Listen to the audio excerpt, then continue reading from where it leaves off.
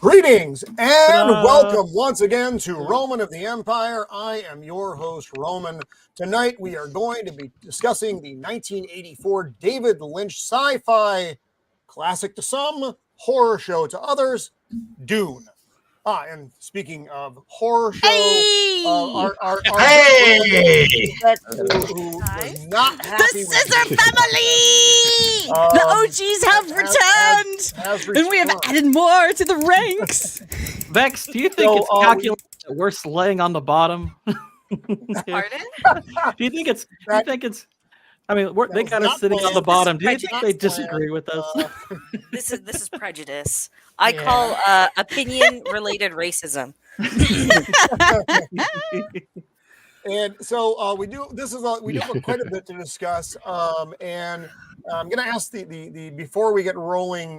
When we do our introductions, just say have you just read the book and then seen this movie, or just seen this movie, or the new film and this one and the book, whatever your exposure to doing this. Keep it brief though, because we are under the usual time limit. With me as always, he is my partner on this channel. He is my wingman. He once stopped me from carpet bombing Gidi Prime because oddly they have some pretty badass kebabs. He is Shieldwall of Dragons. Welcome back, my friend. Hey, what's up, you? Everybody? How's it going? So I saw this movie in the theater when I was 14, 1984. I have not read the books. I've seen the new movie. Anyway, it was like nothing I'd ever seen when I saw it as a kid. And it was kind of, as far as how it was so weird and kind of just the way it was shot and everything, it kind of mesmerized me. So maybe how I like this movie is a little bit skewed by that. But that's okay. I brought my helmet for the beating I'm about to take. There may be. Anyway, yeah. So thank you. Thanks for the chat, for everybody being here, and excited to get going on this. Right on. He is the scourge of Gotham, the nemesis of the Dark Knight. He is Joker voice. Welcome back, my friend. How are you? Oh, I am just peachy keen. So glad to have the original three of the Scissor family reunited.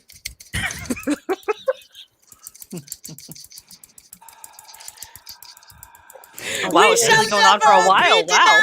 It has been a while. It has been a while. Yeah, it's been a minute since Vex has been able to Mm-hmm. Yes, and it's only gonna get. There's only gonna be more scissoring when the second season of The Last of Us comes out. So this is gonna be.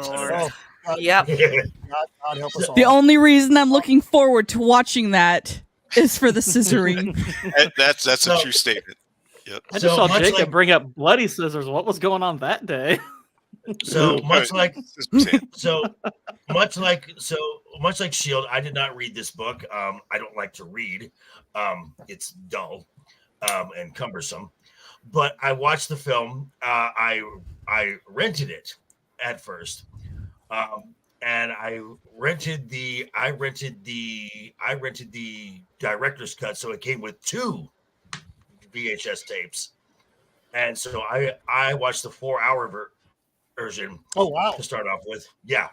So first time I watch it, I'm like, "What the hell is this?" And then I watched it the second time, and I'm like, "Okay, I'm understanding this.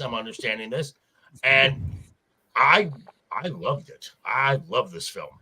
And then just seeing the recent one, and I thought that took what the story was and just elevated it. I thought it was an amazing film, and I cannot wait till March 1st. March 1st cannot get it here fast enough. Yep, definitely. What is it? Was that a cat? Did someone squeeze a cat? It is a cat. It's literally a cat. Oh, God, damn. Oh, I was like, did I accidentally run over my cat's tail? Not knowing. All right, James has a. Did the cat get its nose in your paint? I've got a pussy in my lap. Sorry. Sweet mother of God.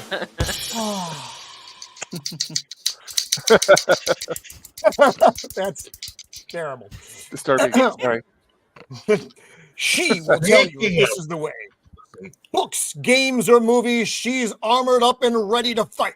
She is the untamed Mando. Welcome back, Mando. Good to have you with us. It is good to be here. I still love that intro. It's still my favorite.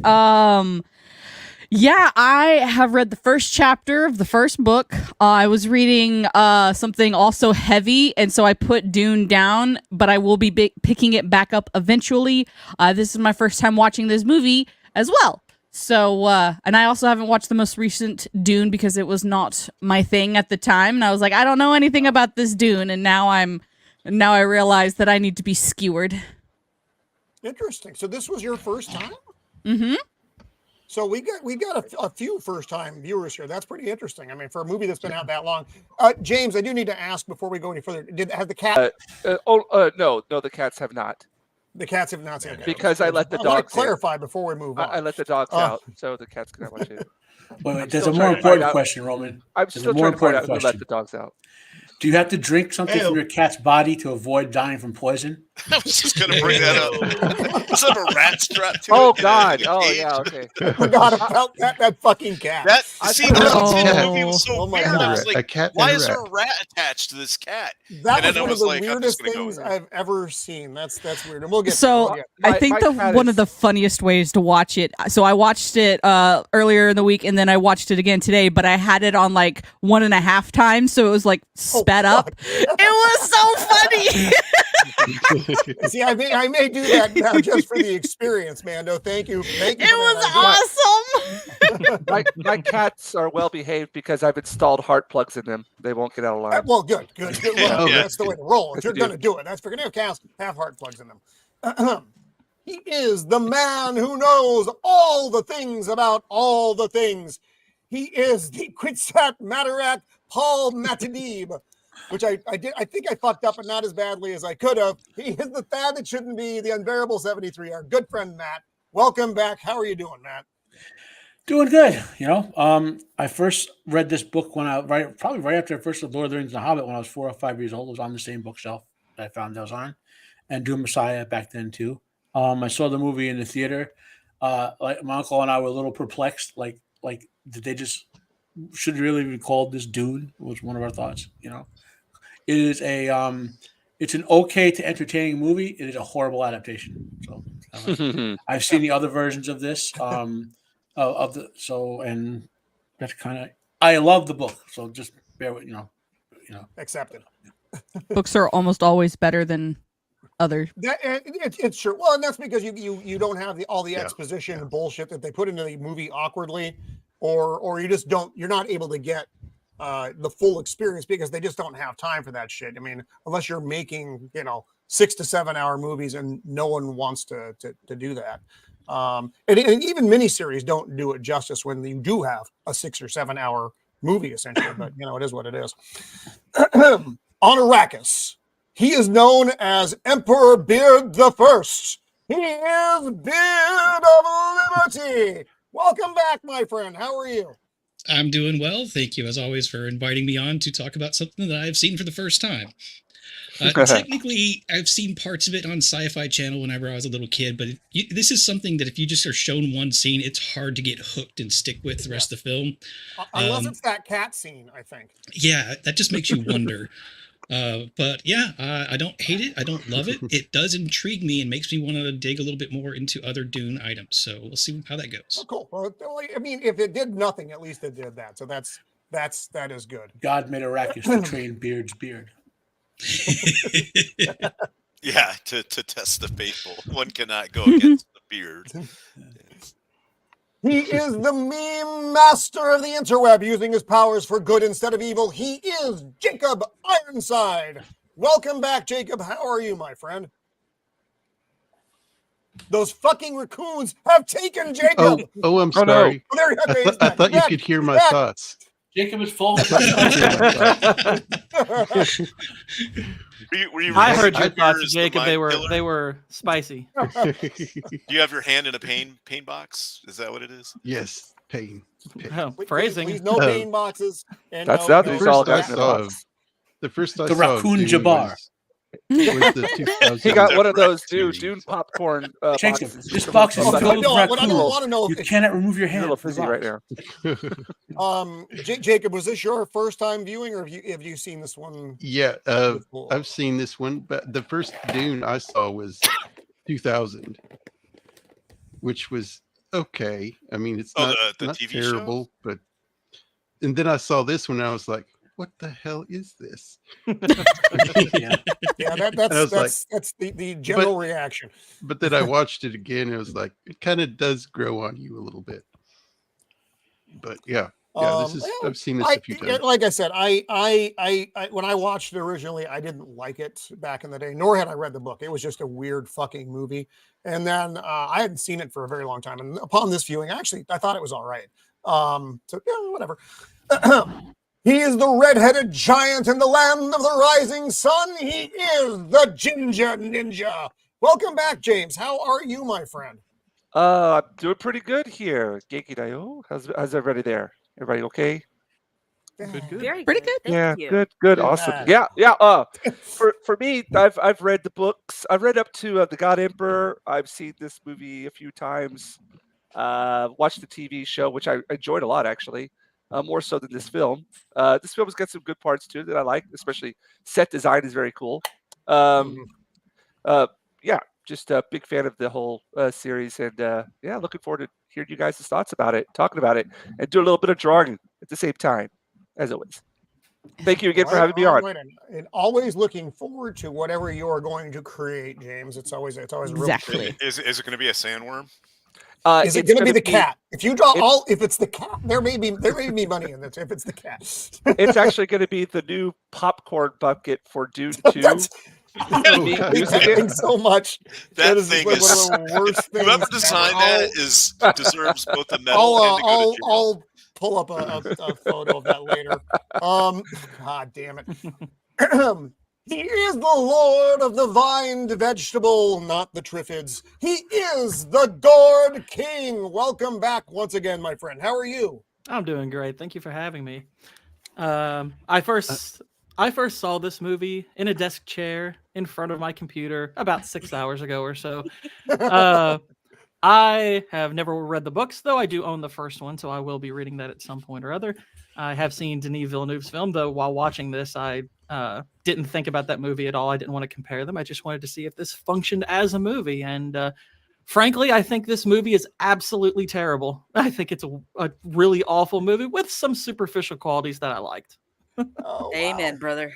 That's a lot. That's a lot. And speaking of hate, I'm full of love, you bastard. What the hell? Yeah, for she salt. is not Vex Punk Rockia, Vex Hip Hoppia, or Vex Loungica. She is Vex Electronica. Return to us once more. Welcome back, Vex. And I'm sorry. I'm sorry. I'm not. Thank you for having me back on. It's always nice to be here. Just Thursdays are kind of crazy. How are you, Roman? Like always, right on the edge. I had my first beer yesterday for since December. Good boy. Yeah.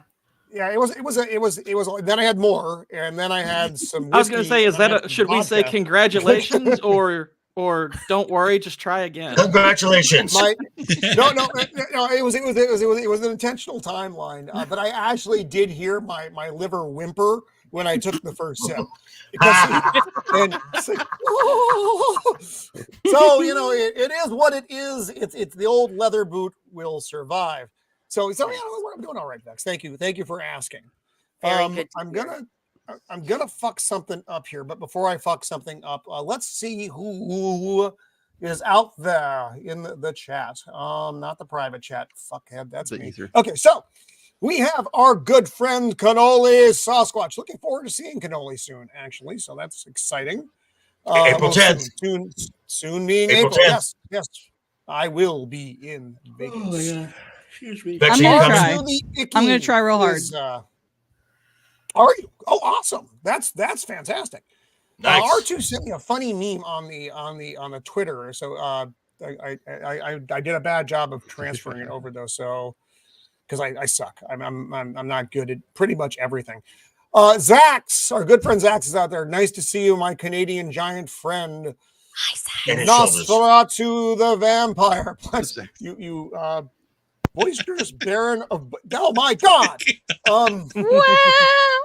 Wow. The Gooch. Jay, Diabolical Souls. Welcome, my friend. Good to see you out there. CLS, you actually have your name back. Also good. I haven't seen Dude or read, so this is just a dead feed for you. I'm happy you're here. But this is going to get a cure for you really fast. Shut up, Vex. This movie's amazing. Bringing the heat. Bringing the spice. I purchased an ample supply of the new popcorn buckets. No time for love, my friend. Eraserhead. Welcome. Eraserhead. Robotic Turtle 88. Welcome. Did we get Hooligan S3? Yeah, Spicy worm. Okay, yep. Hang on. Sorry, making my way. Oh, geez, this is a big panel. Israel Pete, yes, this is a big panel. I don't know what that means. We get Jinja art in real time. The battle pug. SM down That's awesome. 9. You can just call him Jalen.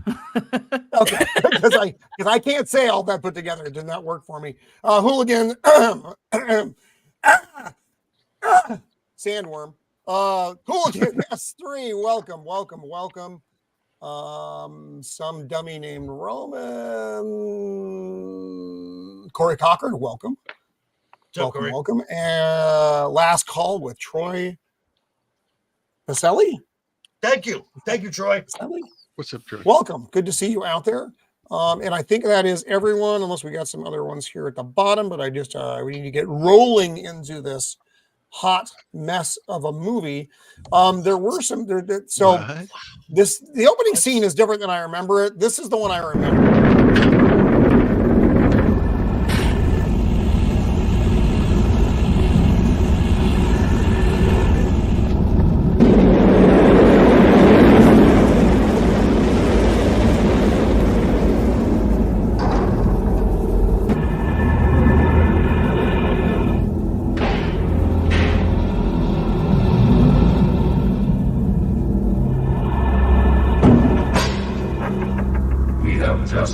Space from ink. Pretty accurate to me. That's wonderful. 10 out of 10. Never mind. This is a great movie. Yeah, that's totally. That movie is so much better than I thought. This is where I'm going to screw this up, but that's okay. Let's see how this goes. God damn it. Please don't just go there it goes. Yep, fucking sideways. Okay. Give me a second. That's a lot of I know that's. Hang on. Sorry. Fuck off. And there. Black History Month. There's nothing to apologize for this month. Exactly. Hey, my 1.8% sub-Saharan African resents that. Yes. That's right. Yes. I'm like 1.6 according to Virginia Madsen. Those are some gorgeous eyes. Yeah, back then she was incredibly beautiful. Yeah. I actually didn't believe that this was the same person until I looked at the credits because I don't know what happened. Maybe it was drugs. Maybe she took too much dick, but she does not look nearly as good with age. No. Wow. That's a lot. Not even if it was too much Vex, she was doing it wrong. Oh my This is goodness. why we have Vex here, folks. 5 or 6 years after this, she looked like 30 years older. This movie could have just been her talking the whole well, story. yeah, because I mean, the intro to the book is this is a nice way to bring you into the movie and kind of it sets everything up, you know.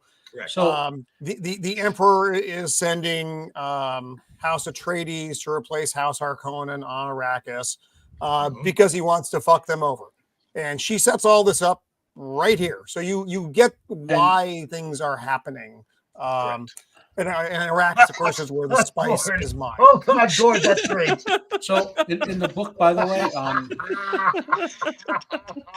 every chapter What happened? What happened? Atreides nuts. Oh, Gourd. Atreides nuts. Oh, Atreides nuts. Thank you, Gourd. Oh, thank you, Gourd. In the book, every chapter opened with a passage from Princess Urulan's histories of this time in the Empire. Mm-hmm. So in the book she wrote a by the way, a book. Go back one. Toto. Who remembers Toto, by the way, besides me? I do. Okay. Oh yeah, Africa. Yeah. Yeah. I'm quite impressed that they did the music in this film because it's probably my favorite thing about the movie. This has a really great. The soundtrack is amazing, and if the visuals, it should say above this. It should say loosely based on the novel by Frank Herbert. Yeah. Yes.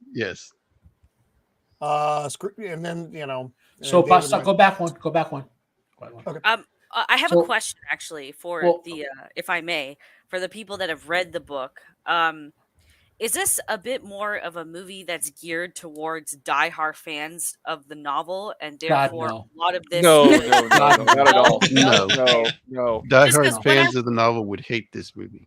Yeah, when I was watching it kind of felt like there were a lot of like scenes or instances where it's like, we were trying to make a coherent enough script so that average goers would like it, but I felt like it was still trying to call back to a lot of the hardcore fan base. David Lynch never read the novel. Oh, so he's a modern. He made a movie for the modern audience. David Lynch. You can't say this guy's last name during Black History Month.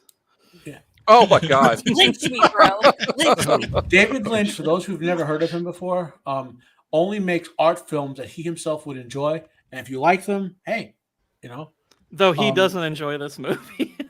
No, he hates this movie. Yeah, I heard that he does not like this right. The theatrical version. The reason I wanted to show you is because there's a thing directors can do when they disown a movie, right? They have them take the name and put Alan Smithy there. All of the extended versions David Lynch has disowned. You'll see Alan Smithy on all the extended versions. Okay, he says only this version is what he intended. Blah blah blah. So if you'll know you're seeing an actual extended version if you see Alan Smithy there. Well, this isn't that, and I've never seen any other version than this, except for the new film, which is not. We're not talking about that tonight. Yeah. So as far as the David Lynch, the 1984 film, this is the only one that I've seen. Oddly, same as Vex. Yeah, I haven't seen the 2021 version yet. Just don't have a lot of interest in it. It's quite really the good. contrast. Yeah, okay. That's what everyone tells me. Different. Yeah. So there's a tiny lore drop which David Lynch probably has no idea what it is. When Paul is doing this part, he mentioned something called the Benetalao. It's the only time they come up in this, but I don't know if he sticks stuff, if he even knew what that was when he put the line in there. It's I don't want to hate on David Lynch because he did things I like what was that show, Twin Peaks, right? Mm-hmm. Yeah. That got weird in season 2 though, but yeah. Well, what show doesn't get weird in later seasons? Yeah. It was weird before. Okay. Agreed, but season 2 got weirder. I actually stopped watching in season 2 because it just got unimportant. Yeah. We're here to talk about Dune. So these are all the major players. Arrakis, the planet of the spice, Dune. Caladan is important only because it's where House Atreides comes from. You don't see it very much in the film. Gidi Prime, home of House Harkonnen. It looks like a dark, dank place. It looks like something that Terry Gilliam might have come up with. It looks like a 40K hive city or something. It's not like that in the book. I'll put it that way. Yeah. It's a massively over-industrialized world, but the Baron valued beauty before he became what he did. So he that's weird. I didn't know it. Like the streets were clean. Like if the streets were dirty, the Baron had you executed. I can see that. That I can see. Yeah. And then I can't pronounce this. Kaitan. Kaitan. The Emperor's planet. planet. Khitan. Yeah. It's pronounced Khitan. You're pronounced Khitan. So I enjoyed this opening scene quite a bit, where the guild is arriving. Oh, this is a fun fact I found. These the guild dudes, these from Dark City. What they're wearing are body bags. Yep. Yeah. That's fucking disgusting. And they had been used. Well, they're not used look body bags. At least, I mean, they look like conventional. tuners. They were. That's in. I mean, that's in the trivia for this. Well, I don't know if you noticed, but all the bad guys in this, like the soldiers and all that, or the people perceived as menacing, they wear like these weird fetish-looking outfits, like the body bag and all that. Yeah. The Sardaukar look like they're wearing, I don't know what, welding. Yeah. Now, I will say this: the one thing that I did not like about this film, and it just doesn't hold up when you watch the new film, is the depiction of the Sardaukar, because the Sardaukar look lame in this film, and then when you watch this, they look. I agree. That's one. There's a couple of them on the right there, on the left there. But evil In this scene here, Mr. Ruin has 3 or 4 sisters. Matt, I'm not done yet, please. Thank you. Okay. Hey, it's Black History Month. You must defer to me. Shut up. So anyway, as I was saying, in the new film, they're almost like this cult, and you've got as they're getting prepared, you got the guy who is like deep throat chanting and stuff, and it's I know. We're like children. We're like children. You can't say something like that. But we know what you meant. But yes, but I was just going to say that there are some parts of the new film that has taken the mistakes of this film and really advanced them. But again, all in all, love this film because y'all are wrong. No, and for the most part, I do like the costuming in this. You're right, with the exception of the Sardaukar, because they, like I said, they look like evil beekeepers, and that's just not good. But as far as like the dress of the royal houses, they look well, and Baron Harkonnen, of course. But look at it's just very elaborate. The it's suits. just cool looking. I want to point out the still suits. I want to point out the still suits. They look like they are an actual working suit. Yes. I love the still suits in this movie. And also, apparently very uncomfortable. And Max von Sydow hated wearing them, but they liked how they looked in them. So that was the trade-off. So Vex and Gourd, one of the things that you can do to maybe make this movie better is I watched it in 1.5 speed. So I sped it up, and it just made I was laughing the whole time. I didn't get anything on the second watch through, and it was awesome. Yeah, I don't think I'm going to watch this a second time, to be honest. Yeah, I'm never watching this movie again. This was Okay. I mean, I could if I knew I was going to get paid to do it. But... Actually, I am personally hurt by this. I'm like personally hurt. Suck it up, Buttercup. We are the pain box, Joker voice. Hey, my life is a pain box. It's called and they're Fear is the mind killer. Kind of witchy ways ladies are the Bene Gesserits. I will want. And they have a really cool haircut. So there's also that. And yeah, the Gourd, the guild is showing up to tell the Emperor, they know what he's got going on here with the House of why House Arrakis, why House Atreides is going to replace House Harkonnen. This is the dude I was talking about before the show started. He looks like that little motherfucker from Mad Max 3 who had the fucking who's it above his head. But I don't know. He may not be. He's just a little bald guy.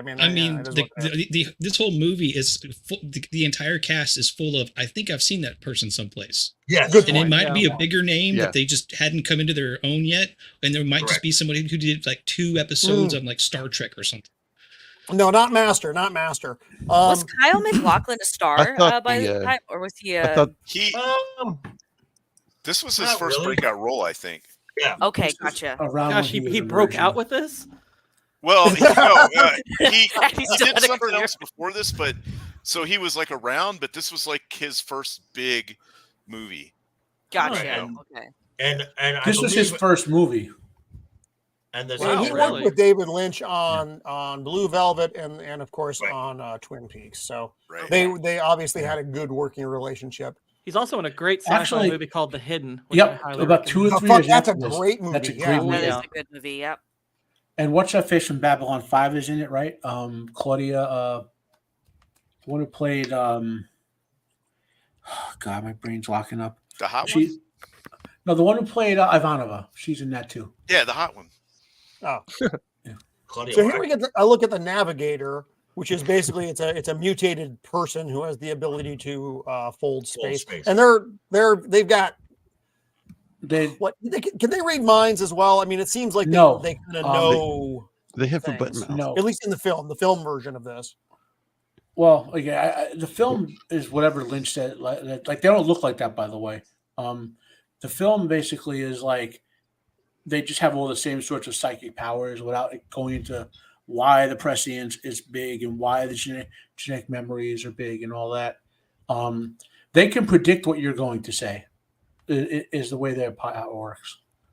Like Using math or something, probability. basically, you never heard in real life how the quantum supercomputers like run the program in all realities. That's why they work so fast.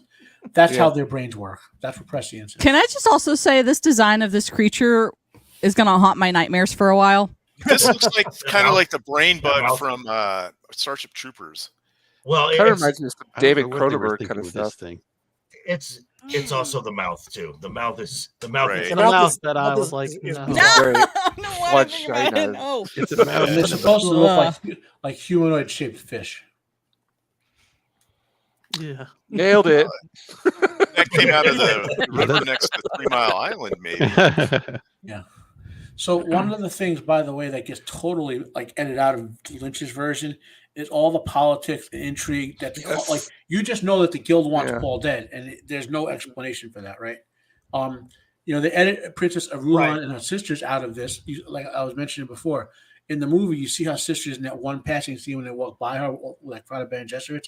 In the book, she's in a lot of political situations behind the scenes, manipulating things.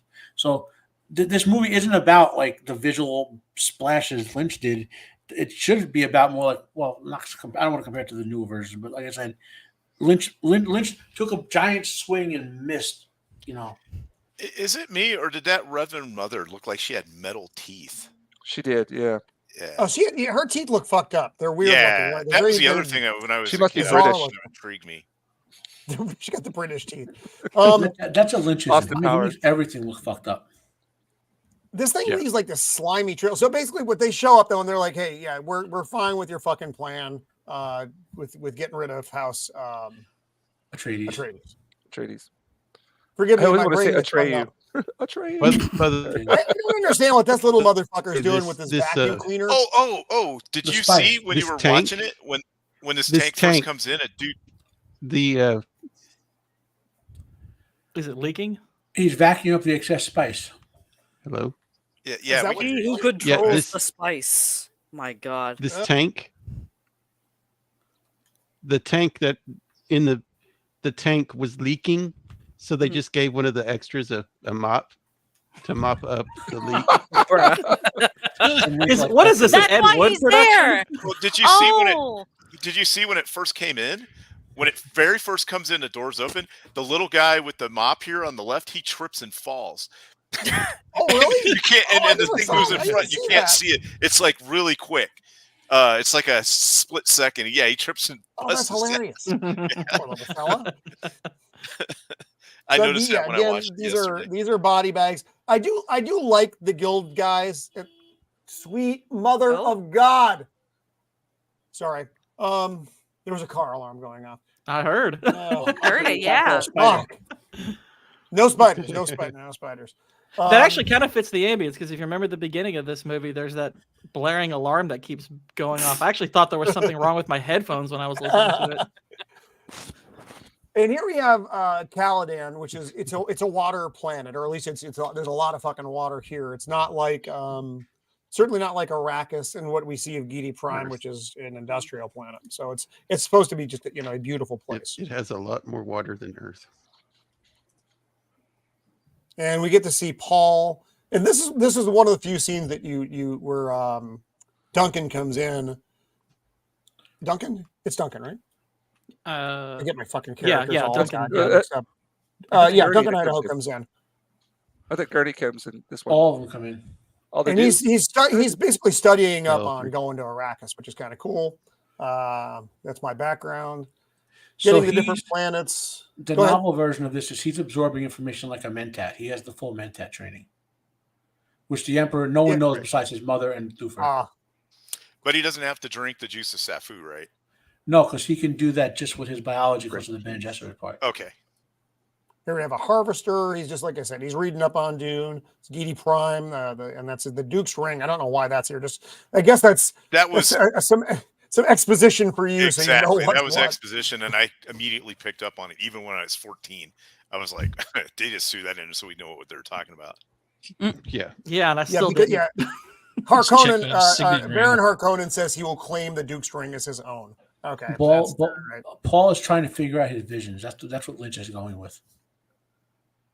And here we have it's Duncan and Thufir. That's Thufir Hawat. Patrick Stewart. How do you pronounce his name, dude?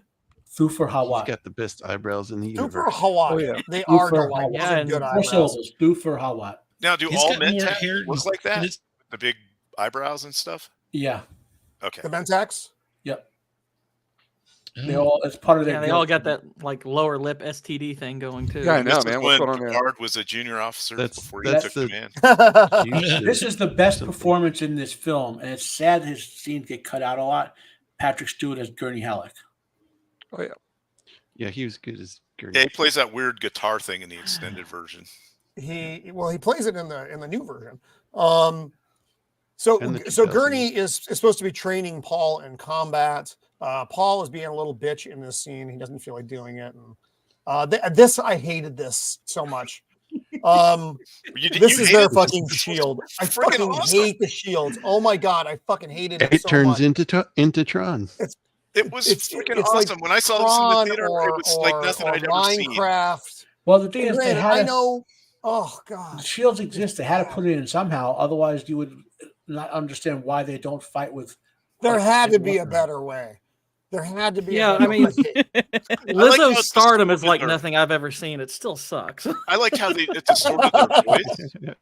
I thought it was. Yeah, I didn't have a problem with this. Yeah, especially it was. Yeah, it was in Tron. I've just seen Tron recently. Hated it. It just reminds me of 80s. I'm just thinking 80s here when I see this. Well, yeah. This does. And so the way you get through the shield is to go through it very slowly. If you try to, swinging away, it's slowly. And it's interesting the weapons that they're using as well. They're using knives with a physical object. Well, that's something that they don't really bring up in the movie. Is the reason that everything's been like outlawed, certain kinds of weapons and technology, which is a big important part of the movie. But they just don't bring that up, do they? Yeah. Well, they also don't bring up las guns, which is the reason you don't see people like fighting with lasers and everything. Is because a las gun hits a shield, causes a massive nuclear explosion. Yeah. So this is interesting. Dr. Yui, that's Dean Stockwell, who you may remember from Quantum Leap. Yeah, that's Al from Quantum Leap. He's fucking unrecognizable, though. I didn't even know that's who it was. I knew he was immediately. I've seen him in a lot of stuff. I think he's also in a Battlestar Galactica. Yes. Yes. He was in that Langoliers TV movie, which is horrendous. But he's been around a long time. He did one of the Lovecraftian films. Way back in the day, I can't remember what it's called, but he played one of the Waitley's and trying to summon one of the old ones. He's been around a long time. Yeah. Roman. Yes. Show Ginger's screen for a second. Oh, sorry, I'm being neglectful. Okay. I apologize. Oh, nice. Wow. Very nice. That is cool. Nice. Wow. Skeleton art was kind of cool. And you've only been there for like a second, too, James. That's like years worth of work for me. Now think about how much time David Lynch had to make a good movie and failed. The weirding module is the voice amplification thing. That Total is garbage. Completely made Yeah, up. complete Yeah, garbage. right. Yeah. This is the worst You thing can use about sound. this movie It for me. amplifies sound to make it into a weapon, but it's a dumb. little hokey and it's completely made up. I liked this it. is I didn't like this thing though. This I was like, Yeah, this who's gonna this train with is this dumb. thing? It's dumb. And then Right. also it's got like blades, so if you mess up, it kills you. This Right. kind of was the moment in the movie I was like, what am I watching here? I do like how everything is almost like a steampunk. Like their uniforms are like Yeah. 1890s, but that thing looks like it's from like 1910, you know, or Now, something. I don't know. It intrigued me. And Go ahead. and Yeah. I will agree with Shield. Whether it's from the books or something, I don't care. But the weirding modules as exist in this film, I thought was a really cool concept. I loved it. I don't understand I them. liked it. I liked the weirding module, but I wish it wasn't the weirding module. I wish it was called something else, and it was just something else instead of taking the place of the weirding way. Yeah. Okay. Yeah. Well, because this is my, and this is just Roman's brain though, because they don't explain why there aren't the regular weapons. Yeah. This is, I mean, David Lynch explained something. why is this more effective than a blaster, for instance? I mean, really, it does the same thing, right?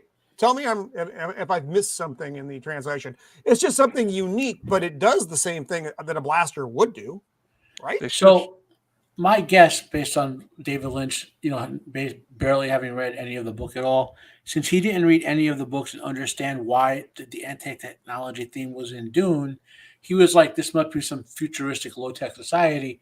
So this will be cool to have this thing in there." So he was ahead of his time. He was like 20. He should have been in 2019 when, you don't read any comic books and you make a comic book movie kind of stuff. Let me ask Vex a real quick question. At what point in the movie were you like, yeah, this is not going well? About 20 minutes in. 20 minutes? Wow. No. Because wow. Yeah, I could see how you could get there maybe. Because the first time I started going, well, okay, what's going on, was when that combat thing came down. And I was like, all right, it's in a little circle. This doesn't make any sense.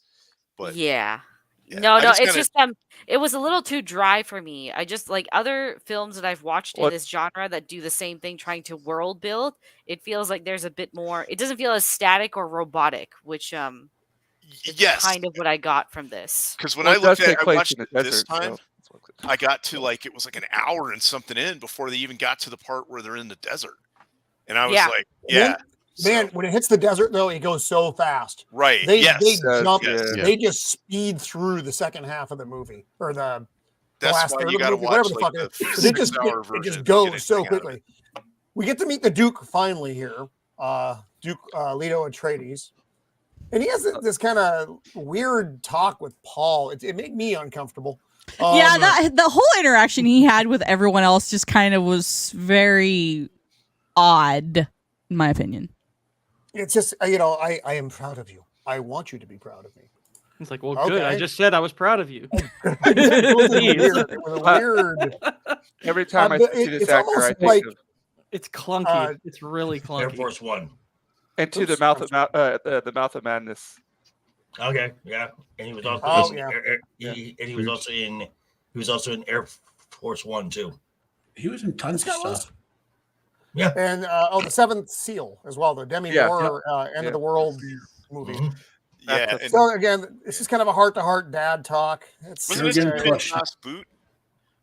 Yep. Yes, it was. Yeah, Jurgen Clutch now. So now Paul's dreaming. You're seeing water dripping. Faye. Yeah. This is funny because Sting shows up a lot in like the promo stuff for this, but Sting's in the movie for like a minute. It's because he's a big star. There. He was a big star, so they were going to use him as promo stuff. Yeah. It's kind of like all Argyle, yeah, exactly, because he's not in it. Which which Cavill And needs to fire. She's really pretty too. Okay, Agent. quick question, real quick. Sean Young? Who's seen Argyle? I fucking know. hated it. Garbage. Okay, it's which is terrible. better, this movie or Argyle? Dune. Argyle. Argyle's better than this. Still Argyle. Yes. That's because it has Henry in it. Okay. Yeah, I hate got to say it. I was thinking of bad movie comps for this, and I was kind of surprised at which ones, even in the modern day, I think are better. Even Wow. David Ayer's Suicide Squad. I was like, I think that's better than this. That made me sad. Bush knows what's up. Yes, Sean very young. Very yeah. young. This Yeah, was She was just hot after then. Blade Yeah. Runner. Yeah. Although this was after Blade Runner, she actually looks older in Blade Runner than she does in does. this. which I Well, think is that's because of interesting. the way she's dressed and stuff. True. Yeah. Yeah, she's just wearing the fucking Fremen suit in this. Yeah. I didn't even realize it was her until she becomes a little. I mean, I guess slightly more prominent in the movie. She's not much at all, to be honest. I think So Beard. this I is think Jessica, Beard is by the way. This Kwisatz is- Haderach. He's bald. well, you know? I think his beard is. Yeah, that may be so. And Jessica's getting yelled at, admonished by the A little tongue Bene lashing. Gesserit, Reverend Mother for having a son. Although, what is Paul's? I don't know how Paul is what 20 something in this movie. He's supposed to be younger, 15. but he's clearly 20 he's way something, too in this. old in this movie. Yeah, he's 90210 in this movie. Yeah. He's supposed to be in high school, and you're like 30. 2.4. The Misses of the Empire popping in. She had a question. Not part of the movie, or not part of this film. So because they're trying to breed. I agree, Bush. It's at the Haderach, which is like the super being of the universe. And Way. Jessica they think Jessica fucked it up because she decided to have a son for the Duke because she loves the Duke. She was supposed to have only daughters. That was her job. And it's whatever. They're the Bene Gesserit. I mean, they're like a religious order as well. They're right, sort of. They pretend to be like a religious Right. order, But they're just. but they're actually the- on wraps. They're actually like the architects of power through the offspring of Imperium. yeah. Yeah. Yep. They pull the Basically, strings. they're like the same way the guild controls the universe through hyperspace. They try to control through politics. Right. The best way to put it. Witches be crazy. Which would be crazy. They do. I thought all these floating lights were kind of cool. Although, crazy what stuff. technology they have that can levitate those, but then they can't do all this other It's stuff. what's it called? It's the same thing that the Baron uses to float. Which is not in the book. He doesn't fly in the book. He No. just needs He just- you need help yeah, because he's hovers very heavy, across but the he does floor. not fly in the So book. wait, if David Lynch had not read the book when he made this, was this really like one of these modern things where it's just like, here's the name, we'll Yep. take advantage Yes. of it, or Yeah, That's what it sounds basically. like. Certainly Yep. what it seems Slap a like. label. Well, Exactly what what it about was. the other Saying he screenwriter? was so The far word is ahead of his time. he read through the book, like just sort of Skimmed it. Yeah, that's what the Dune word for is. dummies. Mm. Or dummies for Dune. whatever. Dune for Dune for dummies. dummies. Yeah. Get him in At Ted, this read it. point, I would bet Patrick Stewart, by the time they got to the film, knew far more about Dune than David Lynch did. So what about the That's other screenwriter probably- though? Because there was another guy that helped him write the script. Had that guy read it? Do we know it all, or? I think the other Was guy there another that name gave attached to writing this credit was character? Frank Herbert, the novelist, and Yeah. I think that's just Yeah, you know, that's- You they like always making 'em- courtesy. yeah. Yeah, whenever you have Or discourtesy. an adaptation of a novel, they will always put the author. No, of no, the I know. novel I under thought writer. I thought there was another screenwriter. Oh with no, it. no, it's That's all, just it was yeah. just it No. was just Lynch. The Okay. one character that didn't get enough screen time in this movie is the war That dog. pug. Yes. Yes, A little I dog, like the dog. yeah. Mm-hmm. Dogs Yeah. were awesome. There's a point where I thought it was dead, and then later on at the end, it's like hanging out, and I was like, "Oh, okay." Yes, he comes back. He's a Yeah. war pug. War They pugs should are have asked fast. Ozzy Osbourne to do a War Pug song. Yes. That'd been awesome. I did enjoy this part. So she's testing him Right. with Uses the voice the pain on bombs. him. She used. Oh yeah, that's something. Yeah, they've got that crazy fucking voice that can make you do whatever they want you to do.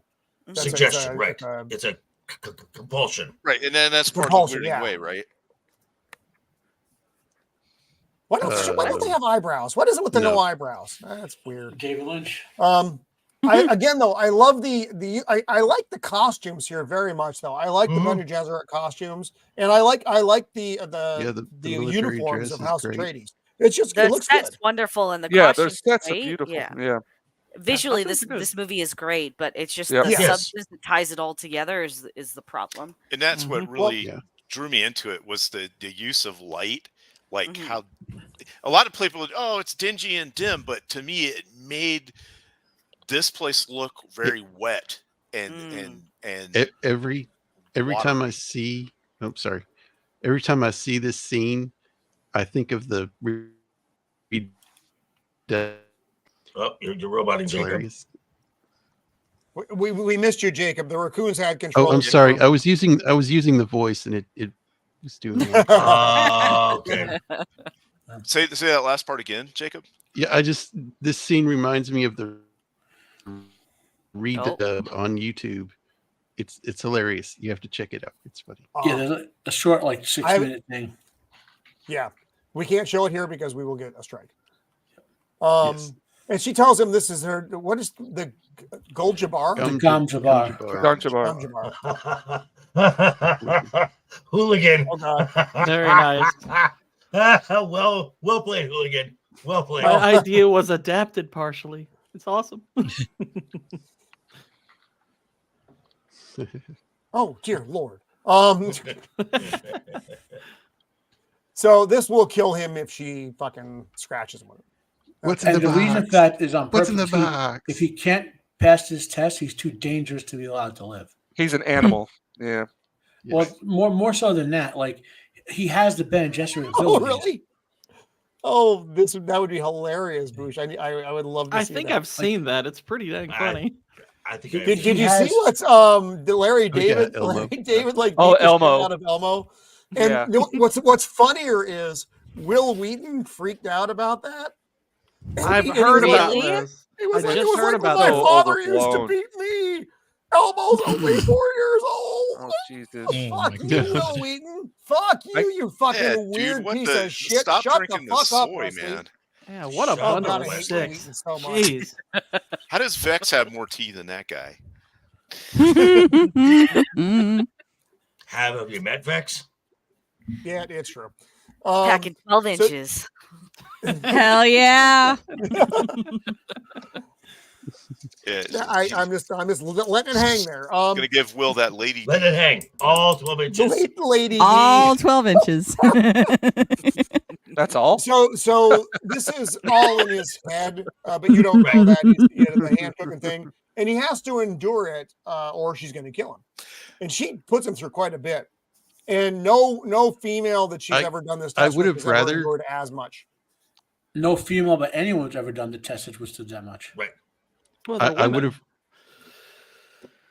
would have rather them not show it because it's all in his head. I'd rather Well, them not have shown. It's that not part. exactly in his head. It is neural stimulation. There's Right. physical pain. It's just not the burning stuff. Yeah. But I agree with you. It would have been Right. better if they just showed let him act it out.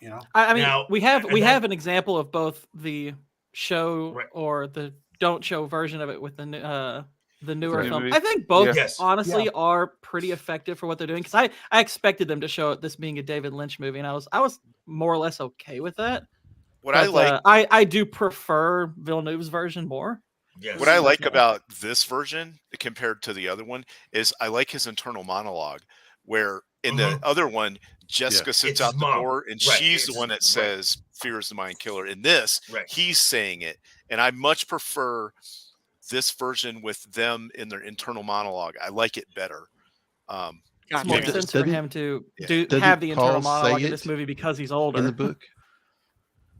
Matt, doesn't Paul say it in the book? I know he thinks it. I don't remember if it's like a double quote or a single quote. Okay. And Jessica didn't know if he was going to make it through this or not. And Paul is concerned about his father because he knows that there was something afoot that Right. his father may end up dying during And the upcoming events. while she, I mean, I guess more books sold than movies sold, but she wants power. She doesn't care if he's the Kwisatz Haderach. She's on Team Leto, so to speak. Mm-hmm. You know what I mean? Right. I don't know what this is. What is It looks like a gaping Looks mouth. like it does. It's very erotic. And I think it's like a smokestack that's supposed to be stylized because it's got all this like. It does. It looks like a. It looks This like is a basically mouse. That's what I thought, David too. Lynch's warped version of gay Right. crime. This looks like a board cube. Oh, wait, That's what I just thought wait too. for it. I'm going to say it and see if you can spot it. Look for the dwarves randomly milking people in the background. Just wait for it. No. See if you Here can- is Brad Duroff. What's his name? he's in another this? Mentat. Peter DeVries. He's Peter a twisted Peters, yeah. mentat. Peter. He's what they Peter. call a twisted mentat. Okay. And that him drinking that stuff, that's what stains the bottom lip. Right. This whole fucking scene is really unnerving. Again, I like to look at this, the paintings, the matte paintings. The look of this movie is really good. And again, I actually don't mind this version. It is what it is, you know, as far as the faithfulness of the novel. But I thought it's fun to watch, kind of thing. No, God damn it! Not a bad movie. It's really not a bad movie. I want to give David Lynch mild credit. When Peter drinks the juice of the Safu, he does this saying, right? That's not anywhere in the books, but it's actually fairly decent to sort of the mentat mentality from the books. So that ear thing is agree a with new you there. style coming to Hollywood soon. Yay! So he can't see. Is he blind too? What is his fucking? It's just so this weird. is David Lynchism. Just all the weird shit. Don't ask does. questions. Yeah, that guy, that guy. The whole time, I'm just like, bruh. So I was eating during this scene. The doctor I'm sorry. talking in rhymes too. He like yes. everything he says is a rhyme. Yeah. So none the of book this baron, gross, weird stuff is in the book. Due to a series of, I guess you would say, warfare with the Bene Gesserits. I won't go into the details, but it involved graping and counter graping, so to speak. They altered his biology. He used to be like massively handsome. Like he used to be like tall and handsome and heroic looking and all that, and considered a very like handsome man and all that. And the hard punishment to him was to give him this disease that makes him like perpetually obese, but never sick from being obese, so he won't die younger, and he can barely walk anymore. So the suspenders help him walk around. He doesn't fly around. He doesn't have like pustules all over the place, you know. Oh, that's interesting. I didn't know that, and that's actually useful. Yeah, as far as context goes. So the new movie, yeah, Harkonnen is much better then. And he knows the Bene Gesserit did it to him. He hates them. Like he knows they did it to him. I feel sorry for Gingers after this whole depiction. Right. This movie did him no He favors. doesn't know. The end result of all what the thing with the Bene Gesserit was that Jessica is the Baron's daughter. He doesn't know that. Yeah. Right. Yeah. Well, they never say Well, anything in this movie at all about it. No. No. Yeah, I didn't know that either. So you have the Beast Raban is the stouter gentleman, and of course Sting. Fade Rotha is Sting, the beautiful nephew of the Baron. This scene made me uncomfortable as well, though. It's just everything about it was just icky. Yeah. And Yes. I think it's designed to make your skin crawl because it does. It Yes. also, like everything in this looks like it's a big green screen, which I thought was kind of weird, but they didn't, whatever. Well, I think the scene was to really make the Harkonnens really make you not like them, like right off the bat. Yeah. This poor little It worked. fella. This was. Oh, this was the weirdest part in this movie. Oh God, yeah, he's putting new flowers in, I guess, and the Baron is having some kind of moment.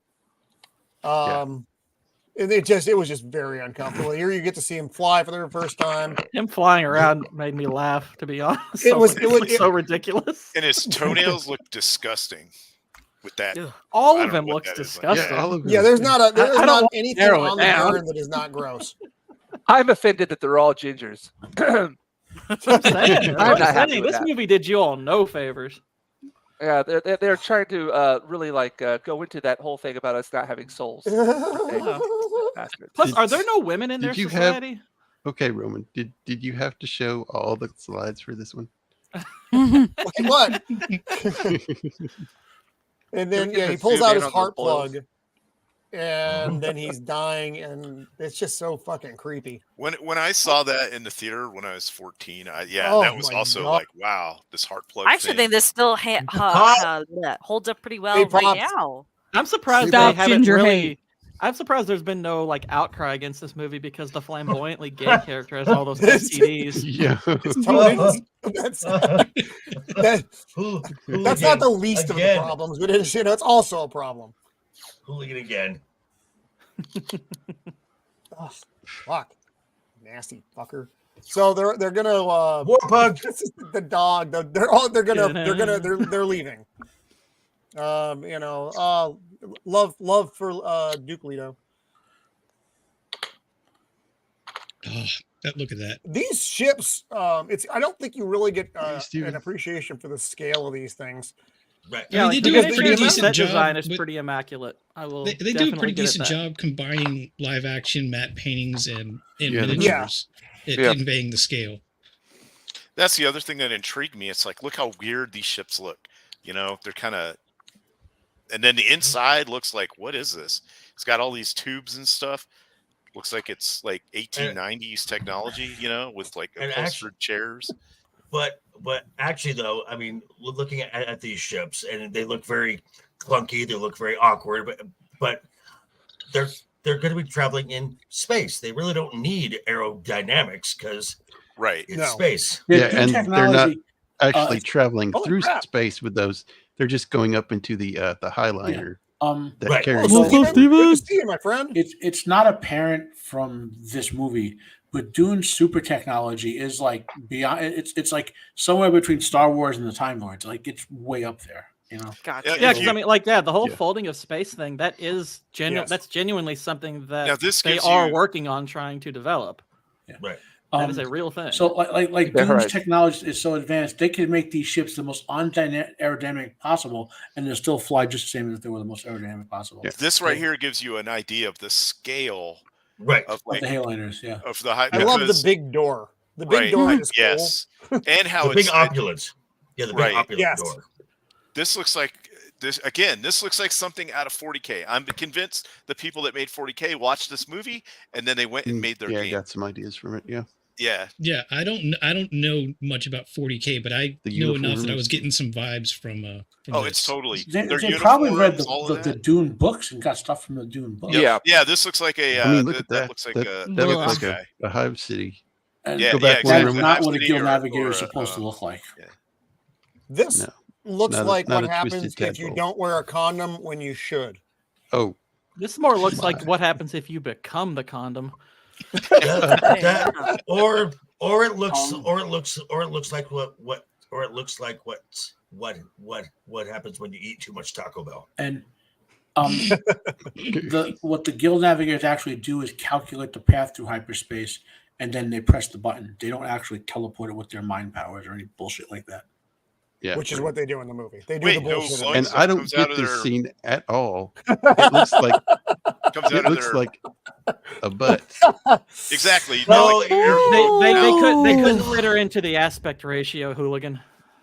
Well, that's not a This butt was- that's coming out of the. That looks like the magic space vag powers. Yeah, that was weird. So What kind of just, vaginas are you looking at, Joker? I was about to say that needs to get checked I out. live in Vegas. Here. Yeah. he is I in live Vegas. That doesn't look like a vagina at all. God. That chick with the whip. how this that's an hell of a Well, giant maybe not a human one at least. Oh. Oh, and then boom, they're at Arrakis. So I'm wondering. I mean, is it because it's in the movie? It's basically instantaneous. I'm assuming It's much there is longer no in the real book. passage of time. It takes more time to get all your ships on board the big navigator vessel than it does to actually Yes. fucking get to It can- from place it to can- place. It could take many days. there were multiple trips for the Leto was sending his forces ahead of time to the planet to prep for their arrival. So there were multiple trips, and like in the movie, it's like 7 seconds and you're in Arrakis. Like there was many months and months of the transition going on. And so this film, the movie, the physical parts of the movie was all filmed in Mexico as well, which I thought was kind of interesting. This is a beautiful painting. I love this. This looks so cool. Which Again, I heard the visuals. Which I heard that this was like really in production hell because it was like 110 the entire time that they were shooting there. I also read they had like something like 200 crew members trying to clean out an area of the desert in Mexico just to have this set. Oh, to get rid of all the vegetation, right? Something like that, yeah. Yeah. That and sand. Did you see like when they step off the ship? Look at that. That's like 1895 or something. Mm-hmm. The way her hair's done. Really this hot? They all look so happy to be there too. Yeah. I've been to Mexico City. This is about how you step off a plane. This is about how happy you are. And again, because they came from a planet where it rains a lot, and they were just in space, and now you're coming to a desert planet which is highly lit. So, yeah, you're gonna squint a bit. I can't believe we didn't pack the sunglasses, Father. Where's the warp? And really? And of course, what the fuck? Right? And the only happy one there is the warpug. So Leto knew this was a trap. Like he didn't so he decided to basically turn this against the Emperor, and that was the whole thing. Did you catch a clip of him sending Duncan Idaho? Hey, Copa. What was that, madam? Sorry. Did you? I think you missed a snapshot of Duncan Idaho going ahead of them. Right, but Duncan went ahead to spend months and months with the Fremen to try to form an alliance. I think we come up on Duncan here soon. We haven't passed that yet. And he is a weird character there. Like he's a major character in the book, but everything he does is basically off screen. You know what I mean? Right. Like obviously he spoilers for books that were written 30 years ago. He sort of comes back quite a few times after this movie. Okay, and I am going to share something from the new movie that I fucking don't like. Vex, I don't know how you feel about him. I don't like Jason Momoa. I think Jason Momoa is a talentless being. Oh, I agree with you. He's just pretty to look at. See, and I don't even get that. So it's Jason Momoa. Man, you should have seen Jason him in the early days of Stargate Atlantis. He was rough. Richard Jordan was I think superior as Duncan, even though the movie's kind of fucked. But you know, I had no problem with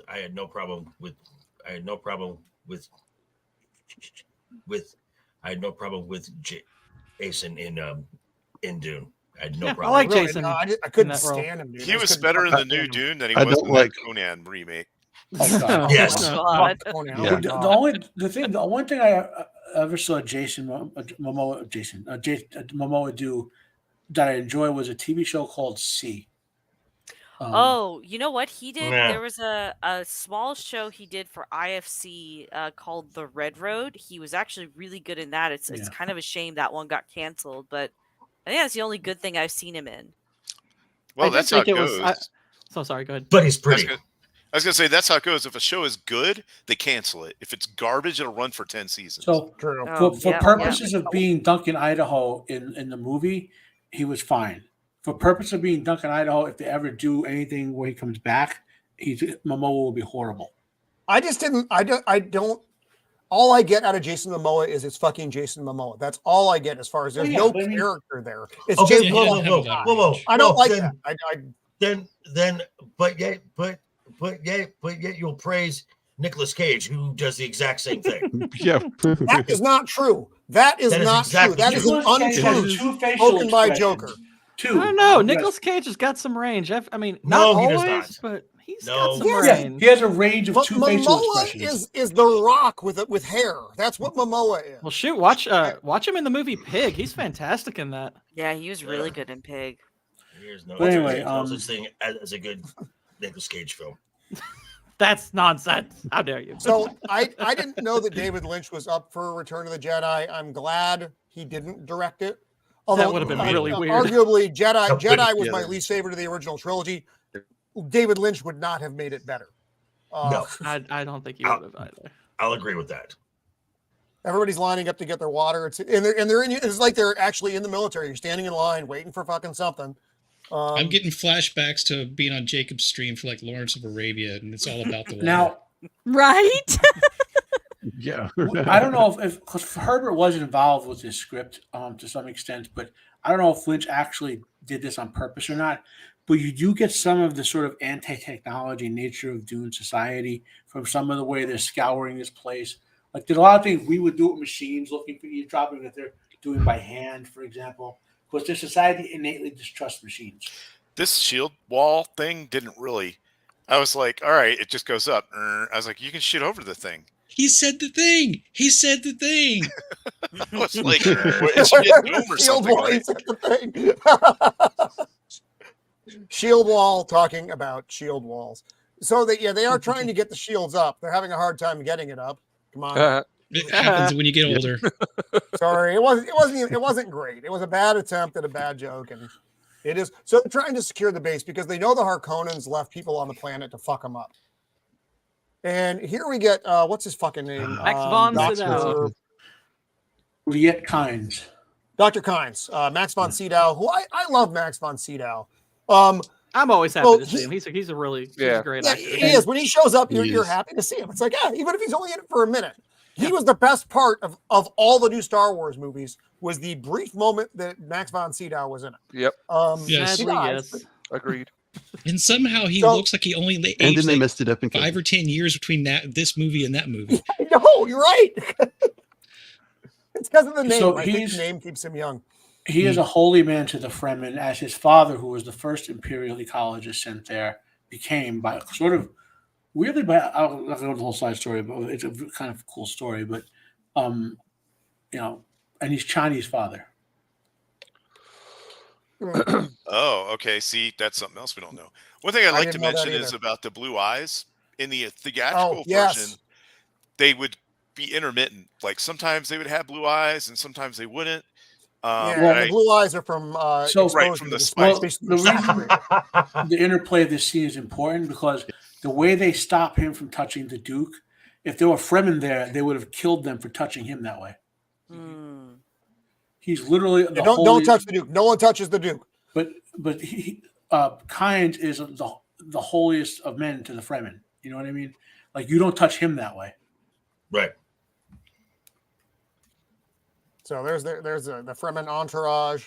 Also looking an awful lot like a metal band from the 80s. You see the look on their faces? Yeah. Someone must have told him. That they're dude on the supposed to right, scowl I at was him. like, when I was young, I was like, that dude looks cool. All the rest of these guys look like a bunch of. Is that what's douchebags. his face? Who from That's Where the Fighting Eagle? What's his Oh name? my gosh, someone else knows that movie. I love that movie. I love that movie. That movie's hilarious. Don't wreck on my childhood, man.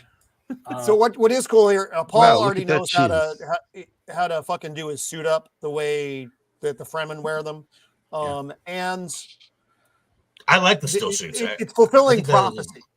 And Well, again, Man, he's- he's yeah, got Not a exactly. and So again, I- his internal Judge Dredd monologue, chin there. which So- gives you this, and he will know his ways your ways as if born to it. It's in his mind, so he doesn't have to say it. It's not written anywhere, but you get Right. the point.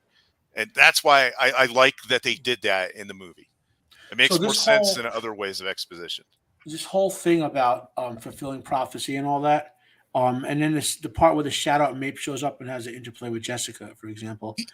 The most of the Dune galaxy, or a lot of it, is like kind of like backwater planets. So Hey, Tim. the Bene Gesserits have what's called the Missionaria Protectiva, where for thousands of years they seed these sort of into all the local religions that the Bene Gesserits are holy women, their children are like prophets, are your chosen ones, and all that. So when they know he's the child of the Bene Gesserit, right?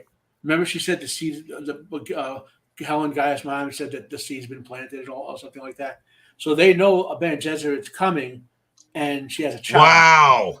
Wow, Boosh. That's wow. In the book. Oh, that's terrible. Boosh, don't you realize you're making Michael literally shake with rage?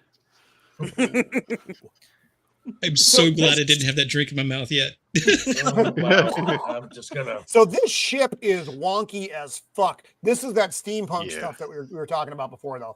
Look at this. This does not look like it is an advanced craft at all. This does look like it fell out of the Come on, these are what the insides of the first helicopters look like that Roman started out on. Yes, back in the day when Igor Sikorsky first built the helicopter, it was very similar. You had to pedal them with your feet. It's pronounced Igor. This is fly this way. No, this way. The ornithopters, which is what those are called, are actually in the book. Just I don't know if they look like. Though the look, and again, the look of the new ones are fucking night and day superior. Right. I do like the steampunk thing. I think it looks cool, but basically it's a flying fucking box in this one. So whatever. It's the shuttle from Ahsoka. I knew you were going to say that. I agree. It is. God. Oh God. It is. It's always got to go back to Ahsoka. No. So they're just kind of tooling around. They're going to take him out to one of the harvesting where they harvest the spice, and they see a fucking the worm. So they have worm sign. Worm sign. You have good eyes. So these are the dead Harkonnens that got left behind, and the doc's looking for something. Which is, it's like he's doing an autopsy, but he's looking for something else in the body, and he finds something else in the body. Oh, how'd that get up there? That fell on it. It fell on it. And we were wrestling, and it just slid up there on his face too. So he's like, "What are you doing, Doctor?" It's kind of out of order, but at this point, they know someone in House of Trade is a traitor, so they're all kind of checking up on each other, and most of them conclude that Jessica's the traitor. Yeah, and that sign on his forehead is imperial conditioning. It means he's uncorruptible. He's a Sook physician. I was going to ask if Vex felt like that was cultural appropriation.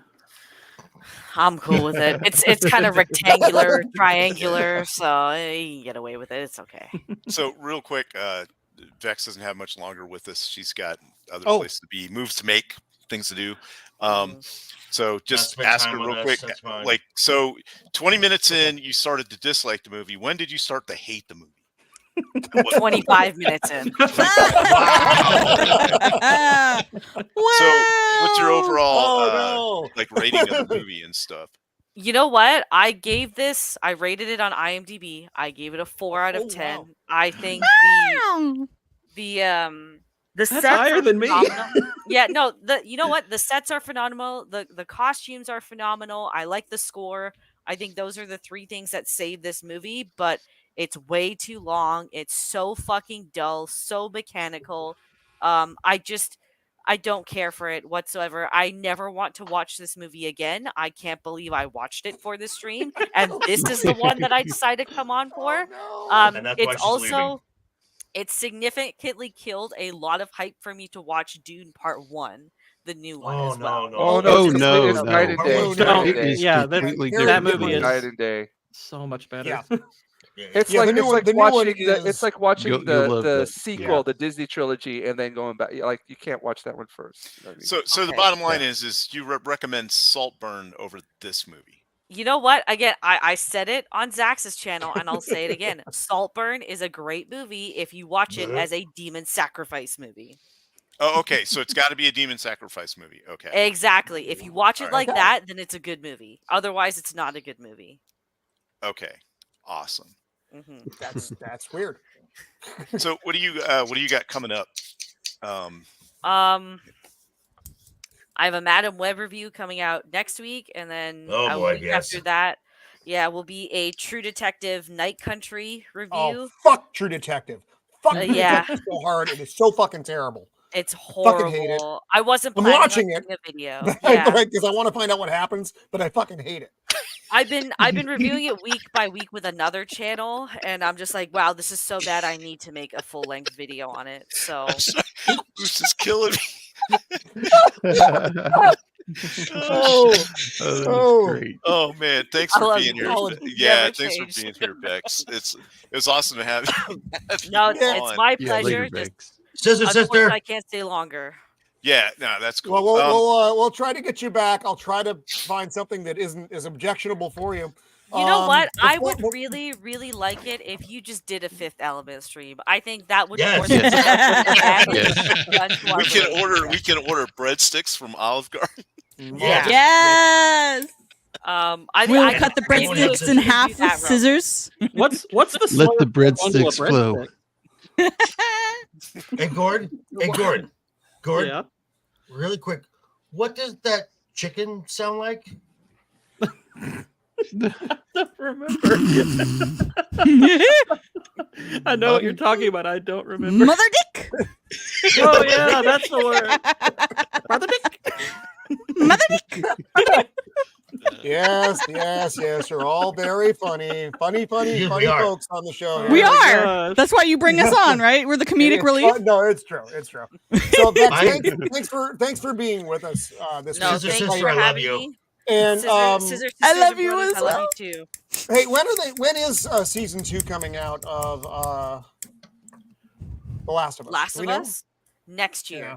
Next year. Oh, so we have a year before. Oh, good. Well, we'll definitely have to have you back before then. Oh, And 100%. yeah, I'll pray okay, it gets canceled before then. Unlikely. They started filming. Not- Yeah, we're No. gonna have to form a prayer group for that one, I think. All right, take it easy, guys. Have a All great right. rest of the Have a week. good Take one. care, Bex. Later. Yeah, Bye. thanks for being here, Bex. Oh, whoops. Oh. Whoop. Hold on, hold on. Fuck. You can do it. I'm leaving. I'm not leaving. But why are we staring at Yui? Sorry, that's Anyway. just what was on the screen. That's Well, he could hear us and he was unamused, obviously. Right. And so, and so now we're back with the Morgan Elsbeth. I mean, Duke Atreides. Jürgen Pancheva. going to the So harvester. I like how I they love do this it. here. I love Yeah. They give us a sense of scale because they mentioned the length of the sandworms and like possible lengths earlier Yeah. in the film, but they just gave us a size measurement. A lot of people you can't picture that in your head. Yeah. So they show us this machine. You can see the door on the side. You get to see the people run out in a little bit, and then that it conveys the scale of these things. I think better than anything else probably could have just by showing it, saying, "Hey, look, that thing's big." Sorry. Yeah. Well, these are small sandworms compared to the ones that show up later, by the way. Right. Yeah. I see you have a sandworm, and yours is a big So as mine. they know a sandworm is coming because they get attracted to the vibration of the harvesters, and the ship that's supposed to come and save the dudes isn't going to make it in time. So the Duke, this is where they start saying, the doctor gets an impression of the Duke because he doesn't give a fuck about the spice. He wants to save the men, and that makes a real impact on the doctor as to House Atreides and how different they are than House Harkonnen. Well, okay, so they don't know the importance of Kynes to the Fremen. So Kynes is evaluating them for the Fremen, even though they think Kynes is evaluating them for the Emperor. Yeah. Right. Again, this whole scene looks. I do like the look of this. I don't like the look of their ship externally. Internally, I think it's cool looking. Externally, I think it looks like shit. Here's the worm coming up to eat the harvester, though, and you're right because you saw how big the harvester was. Let's go back just a couple things here so we can see the guys running out of the harvester. So those are those big fucking wheels on the side of the harvester, and there's that little door with all the guys pouring out of it. So the harvester is fucking massive. Mm-hmm. Here we go. And the worm just fucking comes up, and it's not even, it's about the size of a Snickers bar to the worm, and it's not, and it's gone. I don't know how the worm processes that though. The worms literally internally have like nuclear engines inside themselves. God, the indigestion must suck. So I like this is that they got that midget lady in this.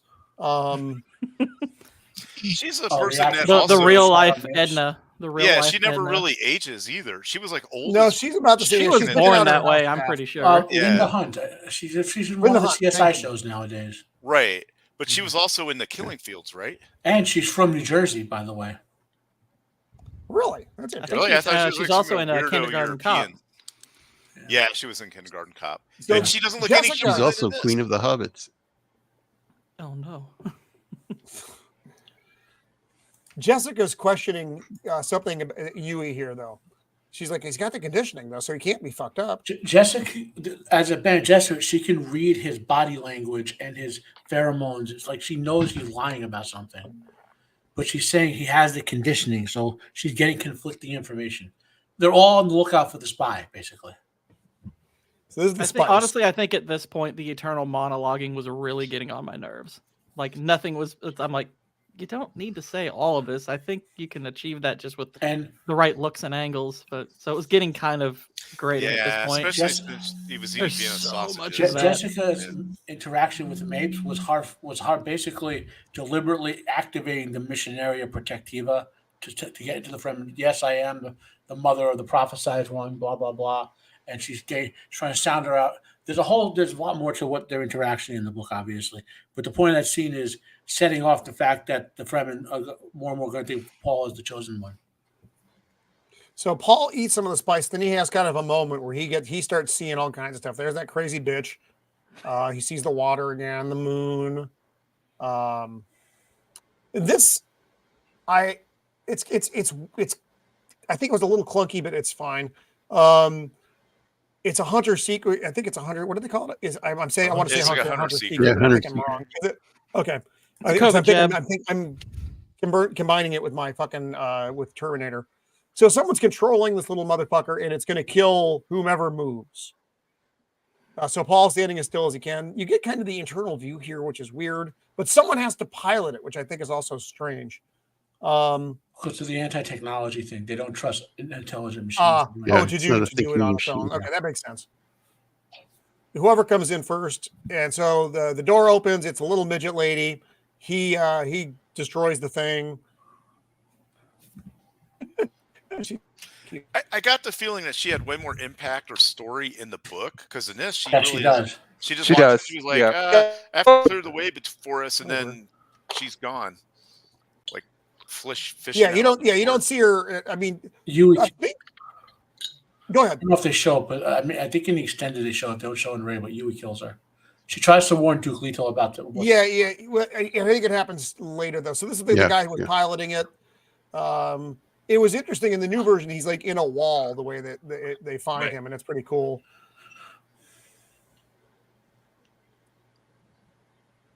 So the Harkonnens are coming. They're attacking. Here's the little midget lady. They can't. They'll They be can't get the coming down shields when up. they come. Is a problem. So there she is. She's dead. It's Dr. Yui. Yeah, so Yui's just running around darting the crap out of everybody. Yes. Right. And what kind of gets lost is all of these guys have plans within plans within plans within plans. You know what I mean? So Yui basically he tells him, "You're already fucked. You're gonna die. But here's the deal. I'm gonna rip out your tooth. I'm gonna put in a false one. It's got a poison gas in it. Let the Baron get close to you, and you can at least kill the Baron." What? That part was in the book, right? Yeah. Okay. What he also did was he made it so that Harkonnens couldn't get the Atreides atomics. He secured some other Atreides assets. Gurney Halleck eventually gets the atomics from where he hid them. The ring, his signet ring. The ring, the still suits, you know. Well, the movie just shows the ring and the still suits, but he has a big plan. Because the Baron sort of laments that Yui destroyed his entire plan, basically. Because he wanted to get his hands on the atomics, right? Yeah, the atomics, as well as the other assets they had, like the reading weapons and all the reading weapons. Yeah. So things really start moving rapidly at this point. Right. I'll say. A little bit. Yeah, we're in Yeah. we're in the transitional part where we're going from a movie to like an abridged history of this planet, a very abridged history. Yeah, and it does the whole last little bit here flies by. So this is the Sardaukar. my life. Sardaukar, thank you. Dressed as This is Hercules. the Emperor's like his hardcore Beekeepers. guys, but they look like beekeepers. Now, Right. I and took it. I like it. Like I said, in the new film, they look imposing. They look badass. Yeah. Now, This is Wow. David Lynch's. You put the bad guys in weird stuff. Make them all look weird. Put the bad so guys. there's a scene coming up where Duncan like fights a bunch of them, and he cracks the one dude's face mask, and it like Oh, lets yeah. the weird gas out. The gas So I is- took it like they need that gas to live, No. or That's not whatever. Lynch. Why is Gurney holding? Why was Gurney holding the warpug?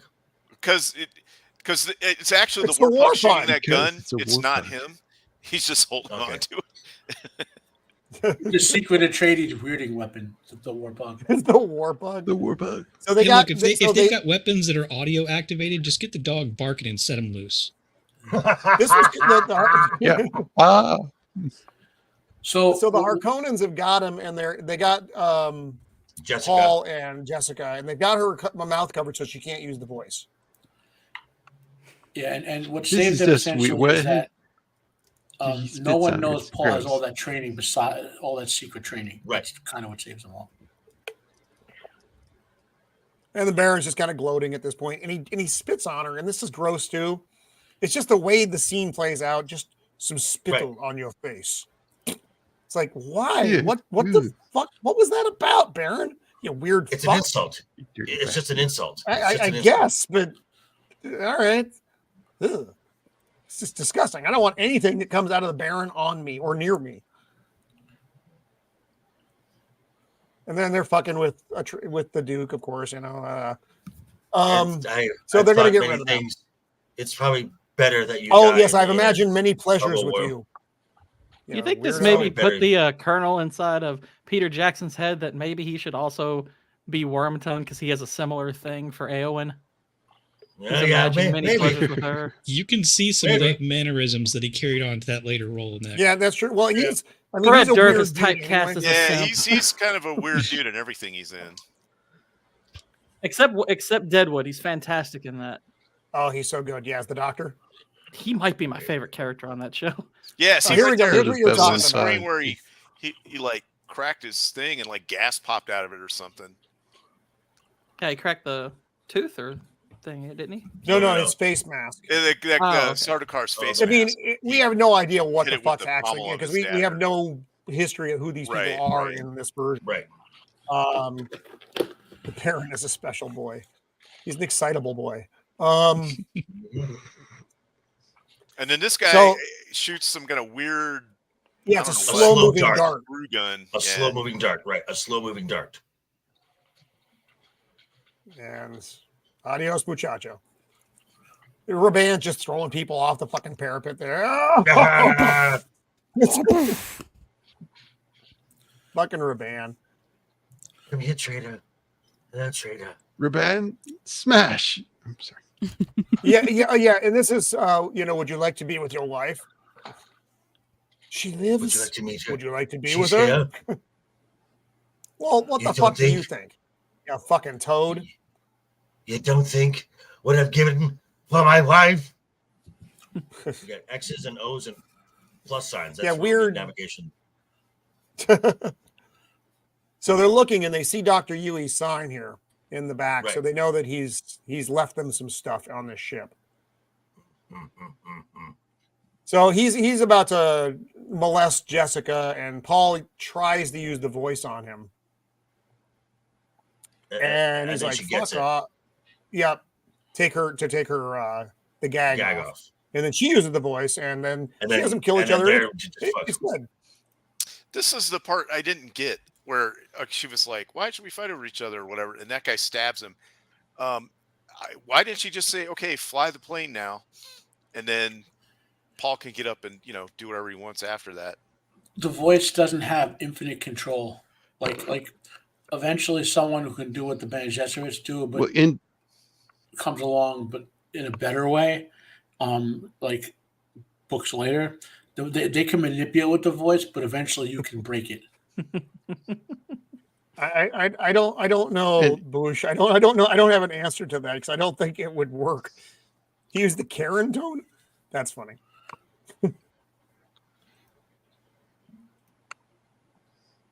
Okay, yeah, I just always wondered that. I didn't understand it had like limitations. Well, I mean, David Lynch doesn't convey any of that stuff. I'm just saying to explain, Where's the ring? Where's the ring? He's so pissed off because he wanted that ring.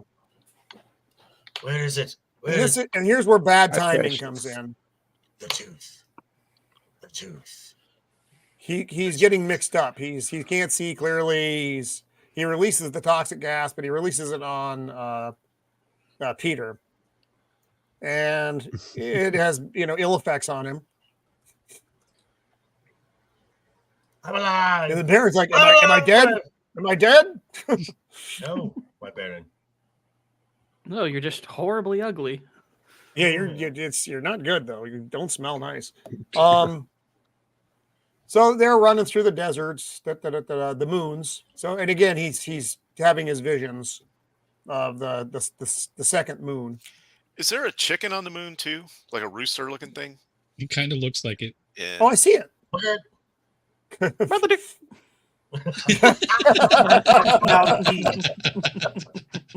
That's a Muad'Dib. The what do you call the mouse in the second moon? Muad'Dib. Right, Muad'Dib. Yeah. Muad'Dib. And they basically the sounds guild like Mother shows Dick. up and they're like, "Hey, you just fucking kill Paul for fuck's sake. Fucking do your fucking job, dude." Yeah, or you And live then out your life in a pain amplifier, which I don't even have to know what that is to know that it sounds not good. Very bad. Well, It sounds awful. The Baron doesn't believe they're dead because he didn't see the bodies, but he doesn't think they'll come back to haunt him the way they did. Right. Here we got visions. And Paul, Yui left the ring for Paul. Spice. It's in everything. The breadsticks. The breadsticks. I'm telling y'all, this is Spice World.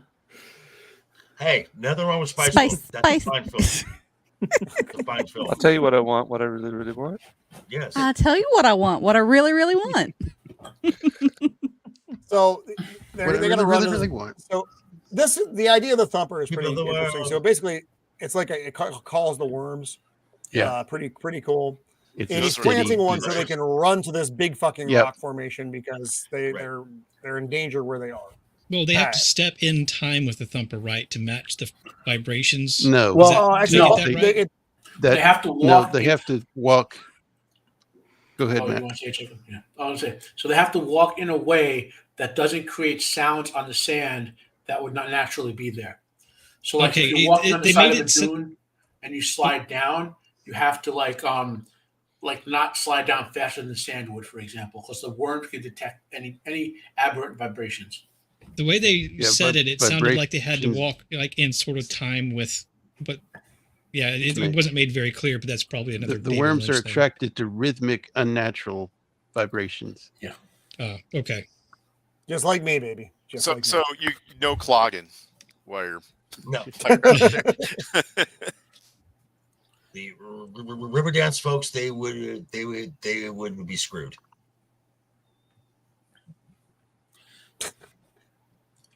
I Hey, like the look popcorn. of the I worm suddenly in want this. I popcorn. think the effect for the worm is pretty solid. The close-up It's a good stuff of the design. worm. So these worms or the new worms? New worms Oh, are way we- better, but Yeah, I think the new ones are better. But New given ones, This looks yeah. pretty when good this was still. made, I think this does Yeah, it's look good. good. It's For- good. It certainly the looks time, better it than looks that pretty- fucking. All Yeah. three of the movies have good worms, so to speak. We got worms. I That just got sounds worms. wrong. I got worms. Dumb and Dumber. Dumb and Dumber.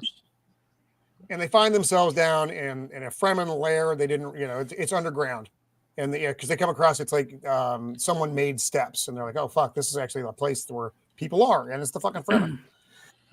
Things move really quickly here. Yeah, too And quickly. I'm gonna lob out a criticism now. Paul's journey from this point forward, everything really seems very handed to him. There's not a lot of challenge in Paul's life. At least it doesn't feel that way in the movie. It's just like, oh, hey, you're one of us now. We'll call you Usul, Bloody, da da da da. Everything just boom, it's done. And he doesn't. Well, you never get a sense of stakes. At least I didn't with Paul. It always just seemed like in okay, the book, it's going to work. there's a lot of strife when this happens. Yeah. He has to do a lot of fighting. Right. Well, in the new one, you get that. In this one, you don't. Oh, even in the book, even more fighting. Yeah.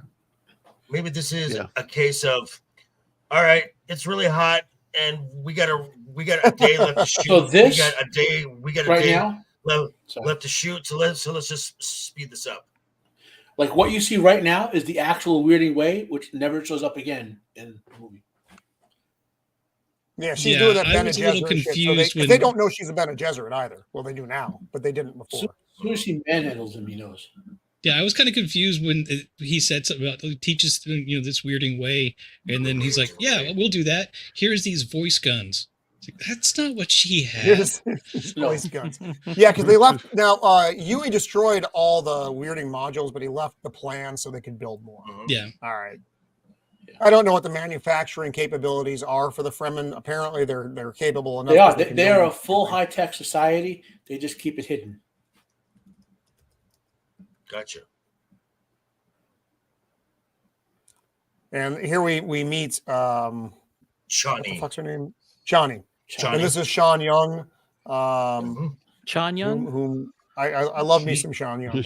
Oh yeah. Crazy from what I understood. But she's was she nuts back then though? Oh yeah. I think she was. In real life, she's a little kooky. Started to go kooky around Batman Returns when she auditioned in a cat suit. Oh, really? And she has these eyebrows are killer. Wow. I don't know. I mean, I might have, been able to look past that. No. And I think, this is where again things start moving really quick here. They want to give him, you pick out your fucking Fremen name. What is it? The mouse crater on the second moon. We call it Bloggy because he knew what his fucking name was going to be. Fine. But it just boom, boom, boom, boom. Oh, and then the water. Yes. They skip, so they show them carrying a body up some stairs, and then they just skip to this. And if you notice, Paul has a necklace with like a little pendant thing. In the extended version, they put the body in there of the guy he killed because the guy attacked him and he killed the dude, and so he gets his water. And this is like I don't think the water's actually in there, but it's like his chit, so that he can say, "Hey, I'm owed this much water off of this guy," and then they deposit it all in here. Well, sort of. Yeah.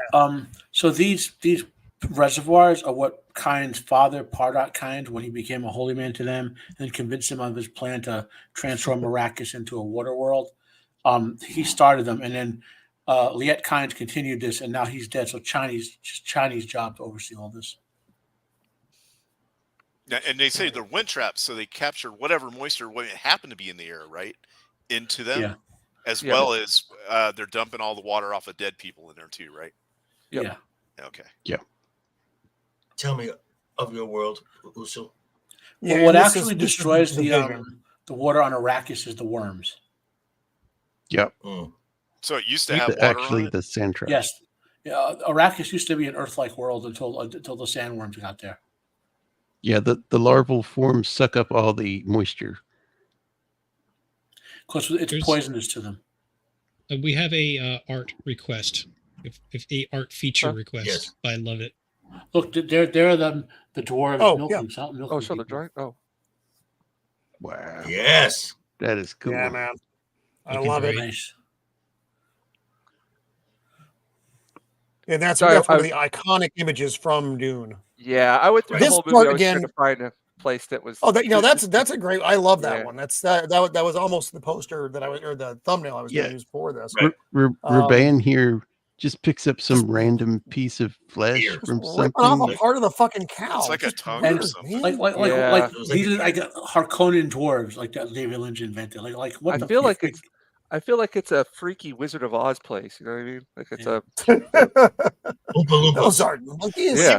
He wanted to make this place as creepy as possible, and he did it. Yes. Because they're all wearing like little like plastic, playing some weird accordion. I thought this scene was kind of comical, to be honest. The barricade. It's funny. There is an alternate version of this scene, which not everyone is aware of. Let's see, where is that?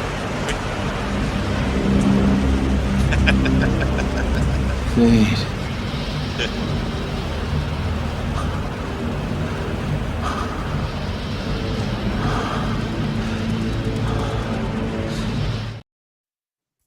Wow. And now you can't unsee that. So, Beard. You're working Beard. out. All right, I'm ready for it. Who's Happy next? Pride Month, everyone! I'm not saying, but I'm just saying. That I was not ready for that. That was pretty June. Fun fact here, though: Sting was supposed to be nude for this, but they were like it wasn't going to get past the censors. Oh, Dune so is an they made this little fucking metal winged Speedo thing for him, like day of, and slapped it on there. Every bath you take. Look at that! Good God! I'm yes, sending out I an am wearing SOS a now. winged metal Speedo. And again, gosh. they're being fucking creepy. He's so into it. He's just like, I was definitely getting like the Baron was kind of, you know. He is. He's uber gay. He is. Yeah. Extremely gay. In That's the books. I'm pretty sure, yeah. Yes. Books as well. The Baron's gay, yeah. He's definitely in the movie. Wait, so why did he try to do whatever he did with the Reverend Mother then? He did. Okay, so I'll say this very carefully. They needed a child of his to be Jessica, so the Reverend, Bene Gesserit, used her powers to grape him. Okay. Oh. And then he was like, now he might have been willing to do it as a deal. That's part of the thing, but because they did that to him, he started to go a little nuts, and eventually he graped back, and she punished him, and did other foul things to her, and she punished him by inflicting that disease on him. Okay. Oh. Yeah. So and here we have go ahead, go. So it's not a skin condition; it's an STD. Well, sort of. It's because she gave him a disease. It's a cursed cellular STD. disease. Yeah. Okay. He doesn't have the boils on his face in the book. What do they call this shit that they're making her The water drink? of life. The water of life. It comes from the worms. Yes. Yeah, the bile. They put a worm in water and it throws up. And that'll make her a Reverend Mother, right? She drinks the shit. If she survives it. Yes. And it boosts her powers. It does some weird shit to her. It boosts her abilities, yes. She What it levels does up. Because for the women, it gives her all her racial memories for her ancestors. So that allows her to do even more. Like in the book, it's different than the movie, obviously. And no man has ever drank because it and survived. Correct. Because of the Bene Gesserits, they can control their body down to a cellular level. They can actually change the poison to be harmless. Got it. And then everyone can partake of the water of life and enjoy psychedelic experiences. Yes. And then now in this scene she is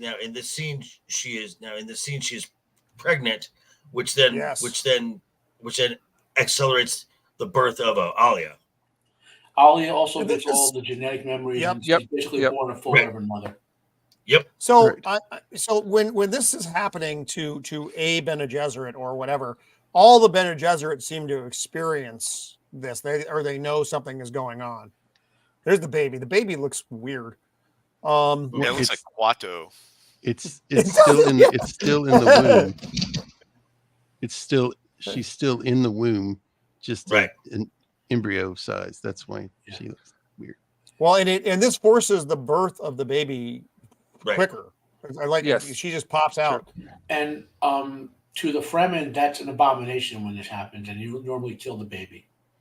Here's the weird. From all the weird shit we've talked about so far, Yep. This is by far the weirdest fucking thing Here's in the Jinja's movie. cat. Yep. Yeah. It's a cat. Look, Hoofa. It's a cat. You must care for this cat. I mean, it's one thing see to this be a book. cat and to have a rat on top of it. I know. That's what I was like, wait. And it's got all What these the- weird So wires that fuck? don't make any sense. Like somebody needs to get those wire bundles under control. And So they it's did sad. poison him in the book and only give him the antidote to keep him. You know. Right. Yeah. Now, does everybody get a heart plug, or only Yes. just like certain people? Everyone No. in the movie, everyone does. Right. And he's because the Baron is like, oh, don't be mad about your heart plug. Everyone here has one. Yes. And in the book, this fucking Thufir basically uses this and almost destroys House Harkonnen by making Fade and the Baron become enemies internally. Yep. There's a lot of all that gets lost. And you don't get, you obviously don't get any of that. It's they just give him his cat so he can milk it to get the antidote. Meow. I have nipples. I had no Can idea you milk could me? milk a cat. Yeah. I don't want to try. I think my cat would kill me. I think it would like straight No, up what just like claw my eyes out. Pepper, come over here, Pepper. Hoofa. Do I not remember that part of Do me? not milk your cat, James. You're in I have trouble, nipples, especially Greg. Could you milk me? if that's a male cat too. Hey, It's a lazy Hoofa. dog. It's worse. Hoofa, just so you know. I know how to milk an almond for almond milk, but I don't know about Pussy The will little save others your are life. hard to locate. That's why they call it almond joy. Oh, Oh.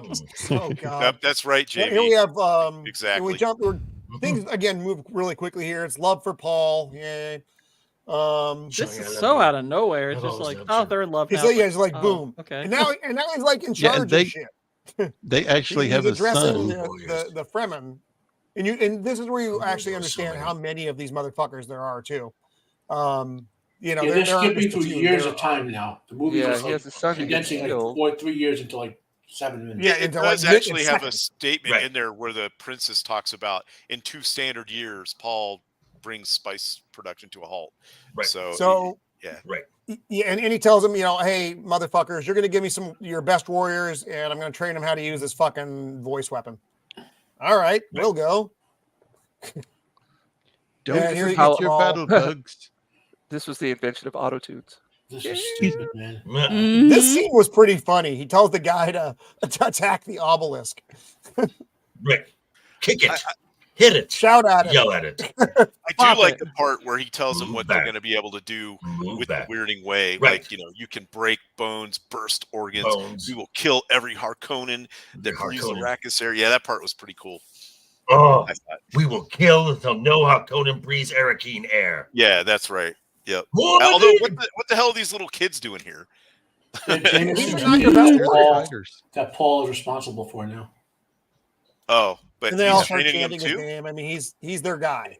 It's like a Fremen thing. When you kill someone and he has kids and a wife, It's a perfect thing. You Oh, can't shit. So understand. those are the kids of the guy you killed? Yes. And again, you don't get that What do you- though. Oh, not at all. Those are just some like little kids that are there. I was like, why are they here? I think you have to watch like the 6-hour extended version to get any of that. My name is a killing word. They're ready. So now he's But got I to was he's got to comfortable ride the. Oh, that's Shai right. Yeah, Halud. oh yeah, because he says it. Yeah, that's right. The guy. And That's his Fremen, name. Fremen are like taught from like being little kids to be warriors. There's in the book. There's like the Harkonnens complaining. We found like a siege, and the women and children were killing us. It's like Yeah. When I did notice that. when he got to the point where he said, "My name is a killing word," that's kind of where my brain started seeing these weirding devices as like magic focusing technology. And I know that's not how everything's handled in the book, but in this film, it's just like they're speaking a word that is magic to cause damage or whatever, because we later see him do it without having to use the device. So it was just kind of like my brain wrapped around this weird psychedelic trip of a story. No, and I get that because it does. You're right. It's magic without the magic. If those words make sense, Yeah. that's what you're right. That's what it feels like. That's the whole Bene Gesserit deal, though. It's like the magic without the magic. Right. They're like they're like witches, but they don't really do real witchy shit. But it feels like Perceived as that. And now he's got to ride a worm because that's how you prove your, that's okay. Hey. Well, and then, Giggity well, and crime. There we then, go. I mean, because Speaking of, right, but they explain, but they explain the process, and it makes very logical sense. You take that hook, you go under a plate, you jam it in, and then all that sand is the worm's like ow ow ow ow ow ow ow ow. So let me rotate up, and then you just ride the hook up to get. I mean, so there is some logic to how this would work, except it's just a really big worm. Yeah, this is he calls like a 1.5 kilometer long worm. Yeah, that's pretty big. Yeah, the only bigger one. The bigger one, ones, but they're rare. Big one. Again, it's just a legend. Yeah. The worms in the deep desert, which they keep, they keep saying. Now, whenever when everyone else, so like when Stilgar when Stilgar jumps up and joins him in, and the score really hits, I'm like, okay, yeah, I'm in. Oh yeah. Yeah, Real I quick. love the. Go ahead, Shieldwall. Jake. I was going to say real quick, the knives that the Fremen have, are those made out of those tooth things inside of the? They are. Yeah. Okay. Yes. Also, What I is read it the again? tendrils on the worm are made of condoms. Okay. Dead serious. That's the new ones. That's just the popcorn buckets. Well, when they kill Harkonnens, they don't want to get contaminated, so they have like body condoms. Well, they're wearing body bags. Well, it's called a Chris knife, right? Got to ride that worm safely. Right. Chris knife. Mm-hmm. That's what And the then- shout out Mapes gave to Jessica. And then this moment here, like when Stilgar goes go back a frame, Roman, like right here, and then the music just crescendos. Very cool. Very cool moment. And I like this because you got the little you can see everybody here. You got Paul Stilgar on top of the worm. There's a little specks up there. And then you have all the rest of the Fremen there. And this gives you some scale, which is and it's hard when you're dealing with a giant worm without CGI because it didn't exist. These are all practical effects. You I think they heard did us a fine responding job to with that all sentence and nearly stopped yourself, didn't you? What was that? What was that? I'm sorry. Never mind. It's a bad joke. We're gonna just move on. Okay. Okay. To serve as your god, the Edaki. Yeah. So now, you get they're painting themselves. So it's like the Emperor's Guard. It literally means death commandos. And this is just a little montage story that they're goes go. Yeah, the battles start. This goes on for a minute. A little with the bit, fighting. right? And then you go through the montage where Paul basically just the break where Paul brings spice production to a halt. And who is this Muad'Dib? Yeah, and that pisses off the navigators because they need the fucking spice. Yeah, but that's a movie thing, not a book thing. Right. Yeah. And this is so now they've made like bigger, better versions of the weirding module. So now they're what? This is the same first thing. class? Yeah, they're basically heavy weapons. They're weirder modules. Yeah. They're stranger modules. My module is bigger than yours. Oh, and this was kind of fun. So the baby, Alia. what is her? Alia. This is, but she like grows at an advanced rate, and she knows all the things. Now isn't she the red blood? Now I had heard something that she is the redhead from Mr. Holland's Opus. Is that true? I don't have an answer to that. What? Yeah. But the when she it's Alicia Witt, isn't it? How dare you, Gourd? How dare you? Yep, that's it. the red hair there is Yes, it is. significant though of her being a Harkonnen descendant. Right. She's basically Greta Thunberg. Gertie Hammond. Gourd. So these are smugglers that they run into, and who's with them though? It's Gurney. He didn't die. They're not just smugglers. Gurney has a team of Atreides Atreides survivors who are with the smugglers.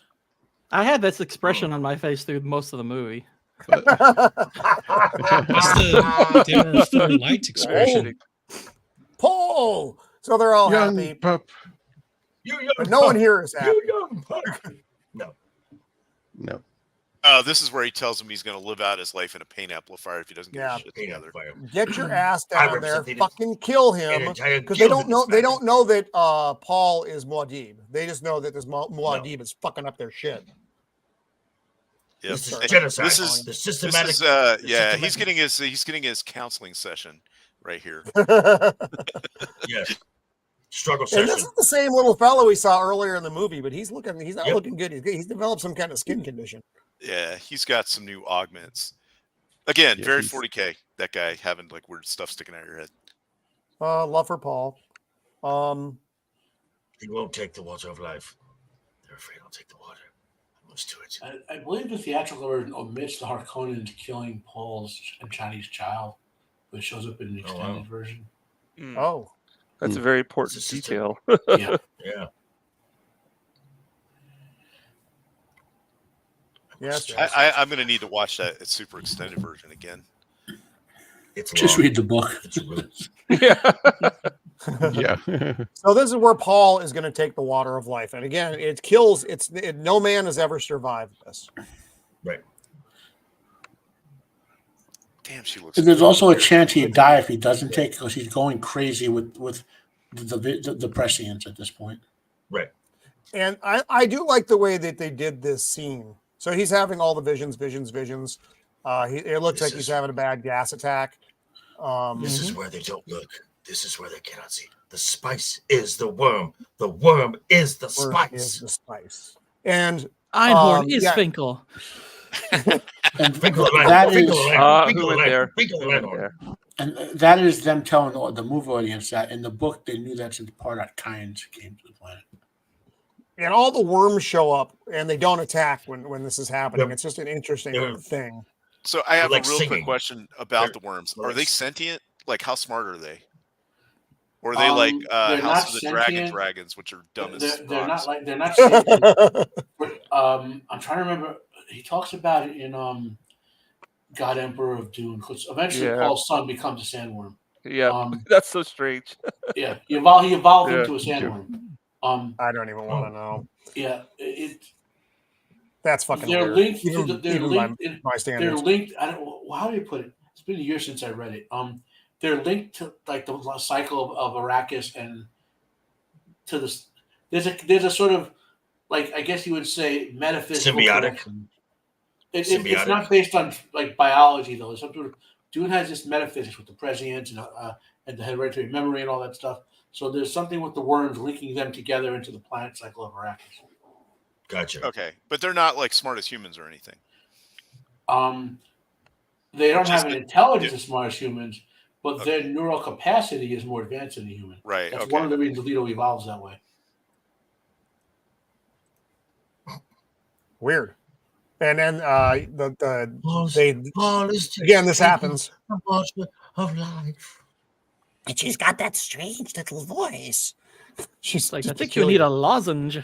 Yeah, so among the Fremen at this point, there's a debate whether she's becoming an abomination or not. Because some of the Fremen want to kill her already, and but the Fremen who are like killing Harkonnen love her because she leads them into battle and stuff, and she kills Harkonnen left and right. Mm-hmm. So this is the place they cannot look. Or something. This is where they dare not look. There's a place. Moving without traveling, or traveling without moving, or whatever how the saying goes. He goes to the place that the navigators can go. Now I truly control the world and the spice. Which seems a bit much. And I have the power to destroy the spice. He's like, am I right? Hey, that wasn't so bad. I don't know what all the fucking problem is. Father, the sleeper has awakened. Yeah, that was because that's we go back to that scene between Paul and his father, and he's like, the sleeper must awaken, Paul. And he's like, all right, I'm proud of you. I want you to be proud of me. Oh, I am proud of you. Are you proud of me? Please stop talking. Arrakis. So now he's doing his desert planet. Your time has come. A storm is coming. Our storm. Oh, great scene. Great scene. It is. It's like the Braveheart scene. Yeah, where it's he's kind of getting the troops all excited and ready to go. And this is how you know it's the Emperor's ship, because it's gold. Oh, Emperor, and I look at all those you. highliner tubes or whatever. It's like they're bringing like everything they got. Yeah. The entire Imperial Accord is going to Arrakis. Long live the fighters. fighters! You know, that's that. You know, another thing I like about this is that the Fremen suits, they obviously have a girl version of the suit. So you know, because they got the boobs. So it's but they accommodate. It's nice. There were four right, and the war bands have women in it, little kids apparently.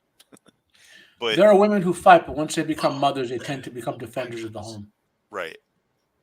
And when I said before, still I mentioned in passing to Paul, not all the Sayadina, who are the holy women, like Shani is a holy woman, are among the leadership. You know, so there are a lot of holy women who are potential Reverend Mother candidates who are among the leadership.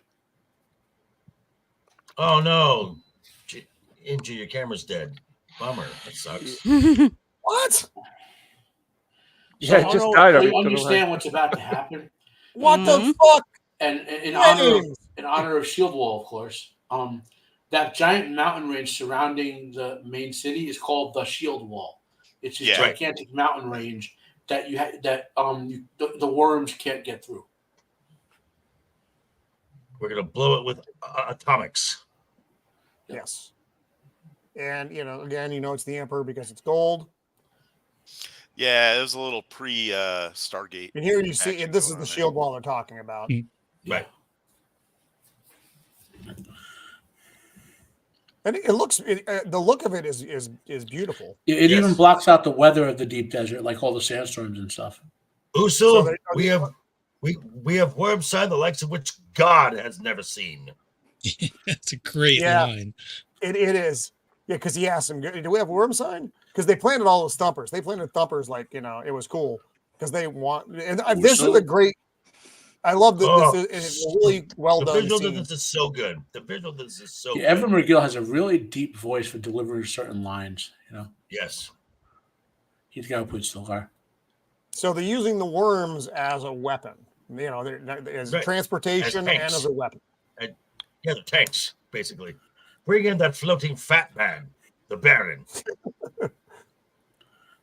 Look, the opulence of the Emperor's ship. Everything is gold. You fat fuck. Somebody should be behind him with a mop. And here's Raban's head. I thought this was pretty cool. Oh, wow. Yeah. It's like you put there's another random dwarf. Yeah, exactly. I don't know what he's doing over there. Like just a random Lynch dwarf.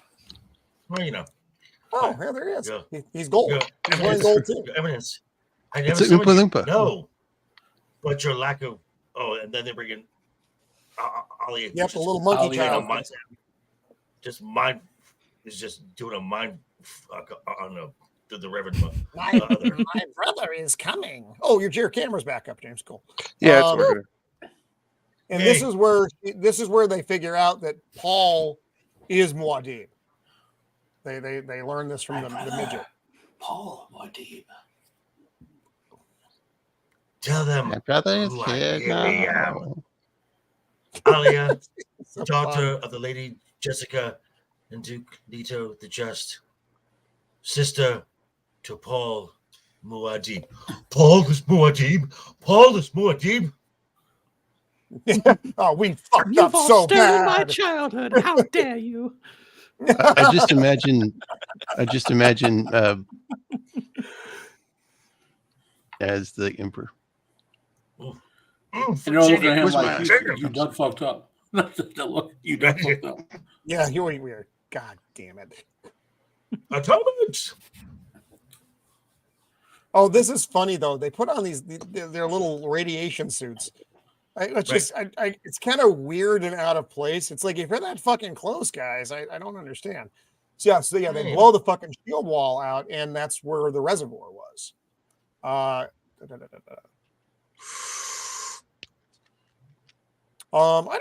it's funny thing is, I don't really remember the music in the new one.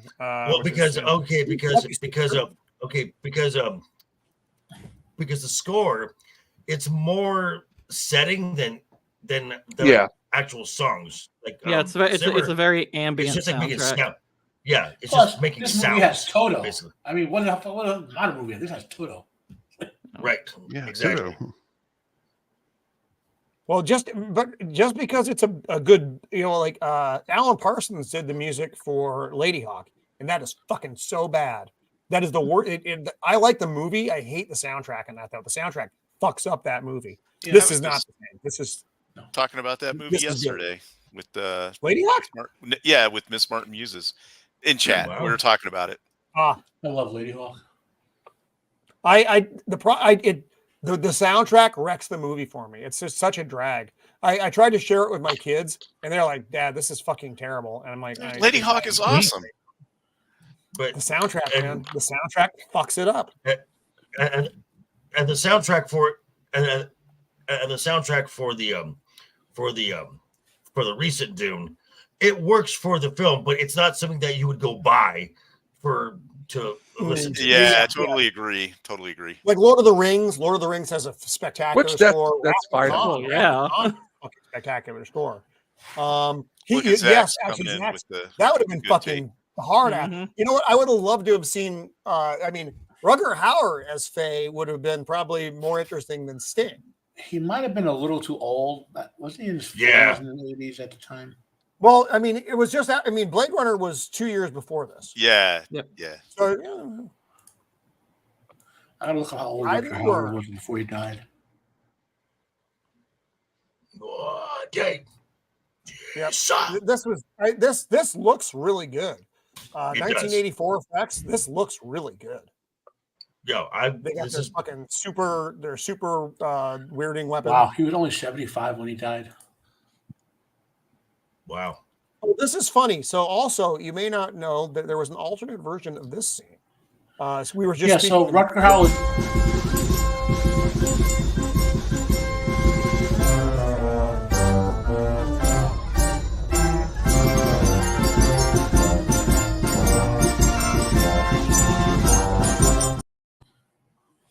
That was very Spaceballs. Love it. Love it. Jake. Thank you for putting those together. That was awesome. It's pretty great. I like how they zoom in, you can just see it's like lines, and then they actually zoom in and show you what he's seeing. Why they're spinning like that on the thing doesn't make any sense to me. But it's a little bizarre. In fact, the fact that the Emperor himself is involved in this is a little bizarre. Yeah, and also if you go back just one real quick, there's only one bank of maybe it's four. There's only one bank of guns. Weapons. Why are there no guns on the side? On the other side. So it's only on one side. So I don't think these are having any impact on the worms at all. At least it doesn't appear that way in this. They're still bouncing off. They do get that one. If they could burn it up a little bit, but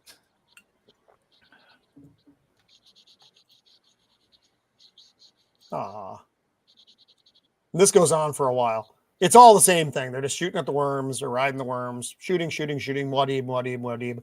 Shit blowing up. This is. I love it when she takes care of the Baron, though. It's pretty fucking funny. Well, because he's coming in all fucking Baron, and she pulls out his plugs. He's just dumping everywhere, and then she does the fucking. I don't know if she does it in the movie version, but I think in the extended she says she calls him grandfather. So. Oh, does she? Yeah. She does not call him that. In the. Does she kill him in the book? Yeah. Oh yeah. Okay. She not only kills him in the book, but goes on to go among the surviving Sardaukar and Harkonnen, the ones who Windu want to kill, and begins slitting the throats and killing them. Yep. The Fremen are so impressed they call her Saint Alia of the Knife. She's got a knife right there. Okay, so Yeah. she's like What is she's like with this part though? she's like by a the- this is miniature so Joan of weird. Arc. Well, the thing is, her character is basically on the edge between being a really good heroic warrior type and a demented villain type, right? Well, that's I'm that still down Harkonnen with blood that. showing through. Yeah, that's because basically children who go through what she did, the reason the Fremen call them abomination to kill them is because they almost always go evil, like chaotic evil crazy. Which makes sense. So they've got the Emperor and his cohorts, and Paul coming in victorious. And there's a dog. There's a dog. Bark, Dog bark. ate it. Oh, that's War There it pug. is. That's the Bark, pug. The bark. pug. The return of the pug. I mean, that kid doesn't know how to hold a dog, but still. No, clearly. I not. mean, what kid really knows how to hold a dog? It's not the pup; it's the weirding hound. Yeah, that's right. That's where Yui hit all the plants inside the pug. So, and this is where Paul has a word with the Reverend Mother. Yeah, look at her teeth. That's just weird. That's what I'm saying. Her teeth are like metallic or something. They seem to Creepy change looking. as the film went on. Like she Yeah. was like Uh-oh. I don't know There we go. exactly. She what tries was to going get in his head, and he fucking does the Why voice do we have on her. two Jacobs? We have Don't two ask Jacobs. questions. Just What? accept We it. do have two Jacobs. Dos. Wow. Wait a And minute. they had two That's- Jacobs, and they had two Jacobs, and they had two Jacobs. One of them secretly a raccoon. Is that what- Probably. And this fight seemed pretty unnecessary. Well, what I didn't like kind about of shoved in there. It's what I didn't like there. about it It is is. they're gonna have a knife It's fight, and everyone's just standing like 2 feet from them. Like, clear her out, make some room. You know, And they I brought did like drums the 'cause little that's- drum thing. good. It's a ritual. It's a ritual knife fight. I don't understand why this guy has a metal nose. That's a little weird, but whatever. It's very steampunk. He doesn't get to play any other this reindeer happens- The games. knife fight happens in the book. So, No.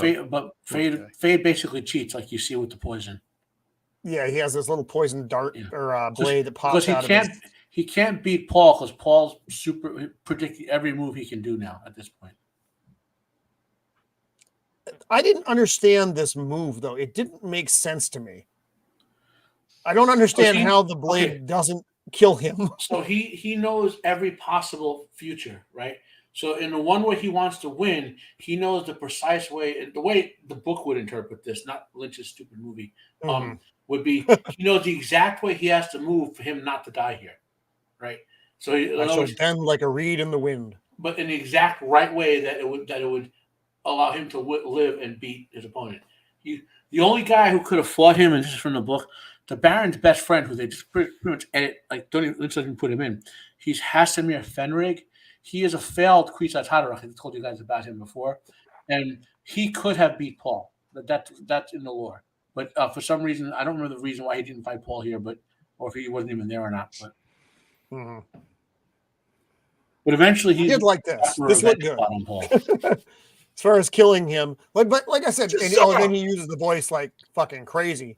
But again, Sting isn't in the movie very much. He's kind of a wasted. It's kind of a waste of Sting. If you have a big name like that, it's like, okay. But I thought he's this making part it was for- cool, where he yells at And him. Yeah. Oh yeah. And, his And he fucking didn't get cracks to his perform body any on of the his floor. music. Oh, and if I didn't mention it before, part of Alia's racial memories are the Barons. Okay. Which you don't get from this version at all, though. Nope. But it's one of the things that drives her mad.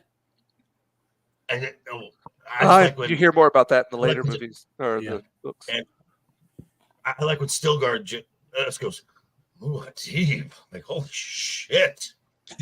as everyone is just Yeah. shook. And he gets a cool Yeah. cloak with a bunch of dwarven He gets runes he on gets it. his cool cloak. And what happens? Um, What happened at the end of this is basically David Lynch saying, "I'm not doing any of the book sequels because this is not in the book." Yeah, Not 'cause all. it just all wraps up. And And the then it score starts to kicks in rain again. on Arrakis. And how can this be? Oh, he is Yeah, the It's Kwisatz the Haderach. Kwisatz Matarat. and then that's it. That's a weird. It's kind of a weird ending. And she's like, and the water shot, and then Oh. we go through the delightful cast. Yes. Soap opera ending here. It was. Yeah, exactly. I mean, it is, but I also What? kind of appreciate it because some of these folks have their names said once, and then they Right. just never go back to Yeah. it again. Yep. Because So I mean, as most Or- people would talk, I don't- we're familiar with Jurgen each other, and Punchak. if I would just address you, I won't say if we were face to face, Joker, and then start my sentence. You I would just if you start were talking. in a Japanese anime. That's true. Yeah. So in the book, what happens is they come to a political Okay. term where he marries Princess Irulan, but he tells her, "You're going to be celibate. I'm never touching you. I love Chani. She'll bear my children. You'll just be my political wife." Irulan eventually falls in love with him. She becomes loyal to him. Just gets all involved in future plots. You know. Oops, what the fuck am I doing up there? I don't want to see me. Hi, Roman. So she Wow. never bears any children. Wait, where did James go? He never touches Princess Irulan. Raccoons. What the He's fuck loyal to happened? Chani. Raccoons went into the Japanese. I lost Japanese James. James, James, come they're back. That was weird. I somehow I was on. I pressed James thing and then I yeeted him out. He's gone. Hopefully he comes back. I want to see his picture, his completed picture. I was trying to blow it up so we could see that. Well, balls, James, if you're watching, please come back. So yeah, that's it. So yeah, What? that's the film. That's Dune. There Here we he go. is. Here he is. Here he is. So for those who are curious about where the story goes, to keep it simple, if you read Dune and Dune Messiah, Sorry. that's all you ever. That's almost a self-contained Give us- I story. have it. There's open-ended stuff to that, but the Villeneuve said he's not planning anything after that because he sees the completed story that's Dune and Dune Messiah. Yeah, I don't think it needs another movie or anything. No. This is good. Well, you That- need that- Dune that is Messiah. fantastic again. Like James. Dune. Thank you- Dune thank is you for sharing that. ends kind of open-ended, so you need Dune Messiah to know what happens, right? But To close it off. yeah, And is he slated for Messiah as well? yes, he said Yes. he's doing He is. Yes. Okay. That's great. And news. I enjoyed the first. I enjoyed his first take on it, and I'm looking forward I to the loved second it. one. I'm Absolutely glad loved Great. I'm glad they didn't. So what I like about this version, and I think we all have a similar thoughts on it, except for maybe Gourd. I like the costumes. I like the sets. I like the visuals of this an awful lot. Yeah, I like the score color. is Yeah, very yeah. good. Score. Yeah. And actually, the actors, Kyle MacLachlan's fine. He's a little stiff. He's fine. this is his first ever role, so I'm not too worried about that. You know. Well, yeah, but it's at the time, this movie was a big fucking deal. I mean, it didn't make any fucking money, but it was a big deal. But David Lynch wanted to, it's David Lynch. He's going to do what he's going to do. Right. What I didn't like, though, I didn't like how compressed the movie felt, because you feel, I mean, in the theatrical release, you feel that you're missing out on an awful lot of stuff because you are. It's Like very I said, rushed. as soon as Paul and Jessica hit the Desert. when they're with the Fremen, the movie goes at like 100 miles an hour, and Mhm. you're like, what the fuck? And then the montage of battle scenes, it's like an extended an extended A-team scene is what it feels like. And then the Emperor shows up, and then the movie's over. It's like, wow, that was quick. But like I said, I feel like you lose out on Paul's journey. It just doesn't feel like he really has to earn anything in this version of it. It all just seems to come to him. Happen. And I know it's a messianic story. I get that. He's, that's the way it's, but you never Set felt up like to he really had to struggle with stuff. It was just like, oh, here you go. Yeah, there you go. Boom, boom, boom. And now here's your cape. Hi. And that was it. Hi, Jinja. Yeah, well, they like Paul's struggle in the book is the jihad is inevitable, right? That destroys human civilization, and he's trying to figure a way out of that scenario that doesn't destroy humanity. Yep. And he kind of does. Spoilers, he does, but he doesn't solve the problem. But he does stop the jihad. He basically takes over the jihad, basically with the Fremen, and keeps it from being too destructive. And then contains it because the Fremen are like ticked off about everything right now. They want to again.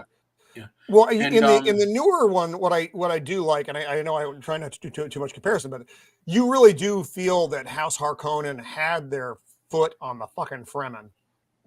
In this, you almost feel like the Fremen weren't around very much during the Harkonnen years. They obviously were, but you don't really get a feel for that. Right. Because when House Atreides shows up, they want to show the Fremen how fucking different they are from the Harkonnens. We are not them. And that's that scene with the Duke and the Doctor Max von Sydow Kynes. When he saves that team on the Harvester. That's why that was so important, because he really did show, damn the spice. Yeah. Right. And that for its faults, which are many, I still enjoy the movie. I love this film. We do need to wrap up because I'm coming up against my hard timeline here at the House of the Empire. So let's go around. I do want to say thank you so much to the two Jacobs. We only have one Jacob. We're back at one Jacob. So I want to thank you to our panel and to everyone in the chat. Man, the chat, there was just so much going on in the chat tonight. Lots of good information, lots of good humor as always. So thank you for participating, my good friends out there in the chat. So let's go around quickly because I'm already going to go over and I don't want to get in too much trouble. So Shieldwall, what do you got? Roman, 1 second. Zach? Oh, yeah. Go to hell, Zach. Just burn in hell. Wait, what did you like? Why? Why is Zach burning in hell? What did Zach say? Right. That's the bastard who destroyed the Wheel of Prime. Oh, okay. I don't watch that, so it's an obscure reference for me. So I'm sorry. You're not missing anything. Rafe looks like he could be a Harkonnen. Oh, he's there a ginger. Things. No, Nos. No. So much no. Shieldwall, what do you got coming up, buddy? So next Tuesday, I'm going to be on with Jacob Ironside. I can't remember what movie we're doing. It's a good one, though. Mohawk, something. What's it? Yeah. Something like that. It's going to be a good one. Sorry, I'm really bad at this. I should have my stuff together. But anyway, thanks for having me on. I like this movie. I liked it the first time I saw it. I like it. I'm going to get a lot of heat for this, but I actually like it better than the newer one. Wow. Not by much, but just a little. There's certain things that I like about it in there. Well. I'm not saying the new one's bad. I just like this one better. Now, when I see the second one and I watch them together, then maybe as a whole, the whole thing will be better than this one. So I'm actually looking forward to doing that too because I want to watch them back to back. And I know it's going to be it's going to be a right. Yeah. Exactly. I want to watch them back to back. Yes, the whole thing together spliced. But anyway, thanks for having me on. Thanks to the chat. It's been pretty funny tonight, and thanks to Vex for being on the show, and Jinja, you knocked it out of the park with that again. Your art again. It's always awesome. Thank you. Sorry. Yeah. So, I think a lot of people are probably tuning in just to see that. Come on! What are you talking about? But they're here for Roman's sexy voice. Yeah, exactly. Anyway, that's all I got. Oh, and whatever we're doing next Thursday, which I think is a musical thing.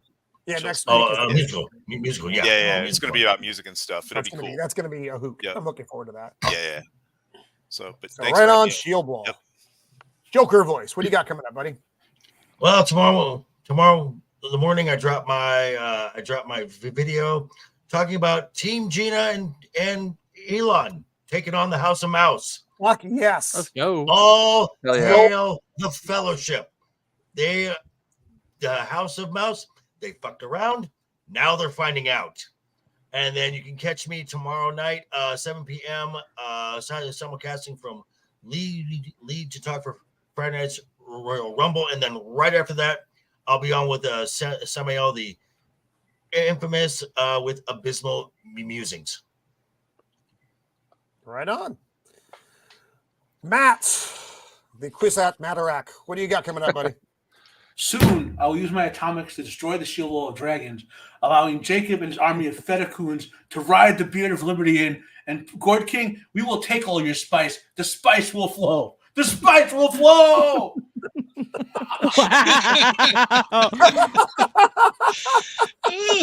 Well done. Well done. Wow. Sorry. That was good. It was solid. Okay. Okay. And how does he do Breathe, this? breathe. Because he is the Quissant Matarat. Okay.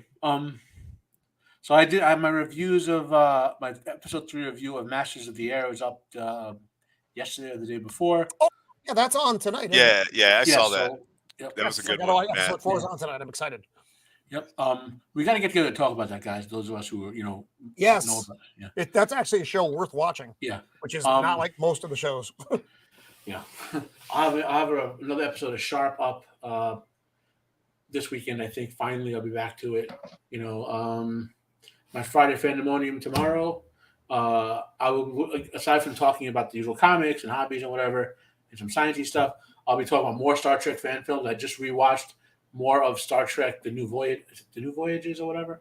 Another good Star Trek fan series from a few years ago, which again is better than anything Paramount has produced or in the last 25 years. So, it's just kind of sad. So, Jacob, I'll get back to you, Jacob, on what I can do with you this month. You have some different choices in in your calendar. Roman, we got the music show next week. Is there anything else? I think that's it. Yeah.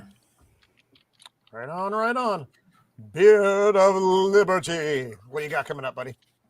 Next couple things I have is this Saturday, 9:00 Central. So I guess that's 8 Eastern, like 6 Pacific or something like that. For Weekend Harder, we've got a special theme park episode. So we've got Theme Park Casual, Rogue Attraction, and Berry Place 28 all together. And they're going to be talking about things that I don't know much about. So I'm ready to listen. I just don't know if I'll be able to contribute very much. It'll be a fun time regardless. And then on Monday, 8:30 Central, after the weekend, we'll be going over Fools Rush In, because there's nothing like celebrating February by watching rom-coms with your bros. Oh, that sounds so gay. That's It is. It is. It is. Good. How very June of you.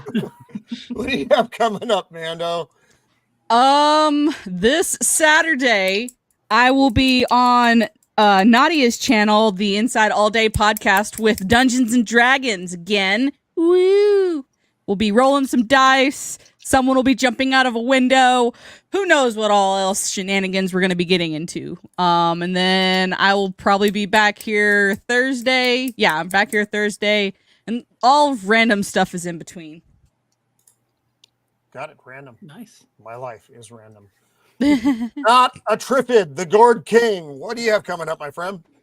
Well, first off, I wanted to say, actually, your rundown of what Dune is as far as the technical stuff and the musical score being great, I actually agreed with all of that. It's just the story and storytelling, the exposition, and the inner monologuing ruined the movie for me. But I can see it. I get yeah, it. yeah. I mean, I do get why people like this. It's just I had a much different reaction to it. But anyway, Tuesday at 9 p.m. Eastern Time, myself, Hostman of the Hostman's Lounge, and Vex Electronica will be on my channel talking The Silence of the Lambs. And that's going to be a lot of fun. I'm going to be on Northern English Bastards channel Thursday of next week. We're going to be talking Blade Runner. So that is what I've got coming soon. Yeah, Blade Runner is one of my top 3 favorite films ever. My top 2. It's Blade Runner and The Thing, and they're constantly changing. Oh, those are good choices. Those are my top 2 films. Like Amadeus is in stone as my number 1, but yeah, Blade Runner and The Fugitive actually are my 2 and 3 that I go back and forth on. Oh, The Fugitive is really good. I don't think about that movie enough, and I should. I love that movie. One-armed man. Jacob Ironside. I think Jacob's having some internet issues. problems. Yeah. So he's here, Seems to be but he's better busy now. strangling. It Oh, seems it's to be better better now. now. Good. Oh, all right. What do you got coming up, buddy? Never mind. Raccoons. What the fuck does that mean, Jacob? He's I don't got- understand. The raccoons. It's the Never raccoons. mind. Fuck it. I mean, He's I'm just got gonna throw it out there for him. His next show on his Tuesday show will be Drums Along the Mohawk from 1939. Oh, that's it. Yes, Okay. that's the one. Something- And something I Mohawk. will be there for Drums that one, along the Mohawk. along with Jacob Ironside, and I can't remember who else is supposed to be there. But it'll be some cool Jacob's people. and classic it'll be a movie great shows movie. are Yep. always worth watching. So Definitely. tune in Definitely. there. It's And like going the to film artist- school. Oh fuck! Jacob just fucking. Oh, there we are. Yes. Okay. James, the Jinja Ninja. Thank you again for sharing your art with us. Throw that thing up there one more time as well, if you or if it's gonna fuck There you up go. your stuff. Oh, Okay, no, that's let me fine. blow you up. There you go. What else do you have? Do you have anything coming up, James? Actually, the 20th of this February, Mr. Jacob Ironside there has been gracious enough to have asked me on his show, so I'll be making an appearance on there. As far as anything else goes, I'm just still trying to get my commissions finished from Tokyo Comic Con. It's just taking forever. Thank you. You know, it's a good problem to have, but I'll just be working on those, posting things like that, and then getting ready for Osaka Comic Con coming up in May. So trying to get Right some on. new Lord of the Rings stuff for that, because I've just been dying to get back into that kind of genre again. And yeah, other than that, Your Boromir picture is still one of the. It's such a highlight. I love that Thank you. picture. it was- Everybody, it- I don't know if that's the. I mean, I think that's one of the first that I saw of Yeah. your work, and that really made a fucking impression. It's absolutely I stellar. appreciate it. I will Yeah, say I that really want to. Cool. every drawing you've done on this show live has just been out of the park. Every No, one. Yeah, it's a banger. I Yeah, every time. I say this all the time, but like just being on here, listening to you guys talk. I mean, I'm pretty quiet myself. I'll give a little quip every once in a while, but just listen to you guys drop the knowledge and then having a good time. Even movies that everybody doesn't really like aren't all on board on. Like with me, as far as this one goes, I'm like not a huge fan of it, but just us being able to talk about it and I still appreciate, the Dune franchise as it is. It's just that, that kind of the banter is really inspirational for doing this kind of artwork. So again, it's all you guys. So Jinja, are you Uh-huh. on next? Are you on next week for the music themed? Because I think that could turn out an amazing piece of art. No, Well- unfortunately we're full up on the Oh. music stream. I know. Hey, If anybody Ginger. drops Alright. off, which does happen, I can hit Hey, you up if you're Hey, Ginger, you should do a amenable. Hey, David Lynch Brent. adaptation of your picture and just put a bunch of random dwarfs on it. Or some wires everywhere, some wires Yeah. and stuff. Yeah. Yeah.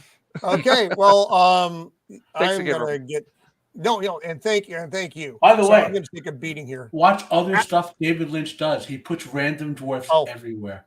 What the fuck is wrong? Remember with the you? end of answer Twin is Peaks when a he lot. got to the Black Lodge? There was like a dwarf in there. There's fucking dwarves all over Twin Yeah. Peaks. It's just bizarre. So thank you everyone for hanging out with us. Next week at again Thursday at 5 Pacific Standard, as we always are on. We are Proper doing time. our favorite 80s band. And this isn't like our ranking of the best 80s band. These are our favorite bands. So you're gonna get some shit and hopefully some shit you don't know. And not too obscure, but there's gonna be some different stuff in there. So and I love talking music. It's one of those things that I can talk about for fucking ever. So it should be a fun stream. Dempsey's going to be with us. Nice. Maybe that 70s rock fan. He was having some scheduling stuff. I don't know Ooh, if he's gonna be able to make yeah. it or not. I'm trying. So and my mind is a blank because I'm Well, old and I forget things. Well, I was gonna say it helps that some of us were actually alive in the 80s. Yeah. Yes, that's also true. So again, thank you to the panel. Thank you so much to the chat. And until next time. The spice will flow. Yeah. Toodles!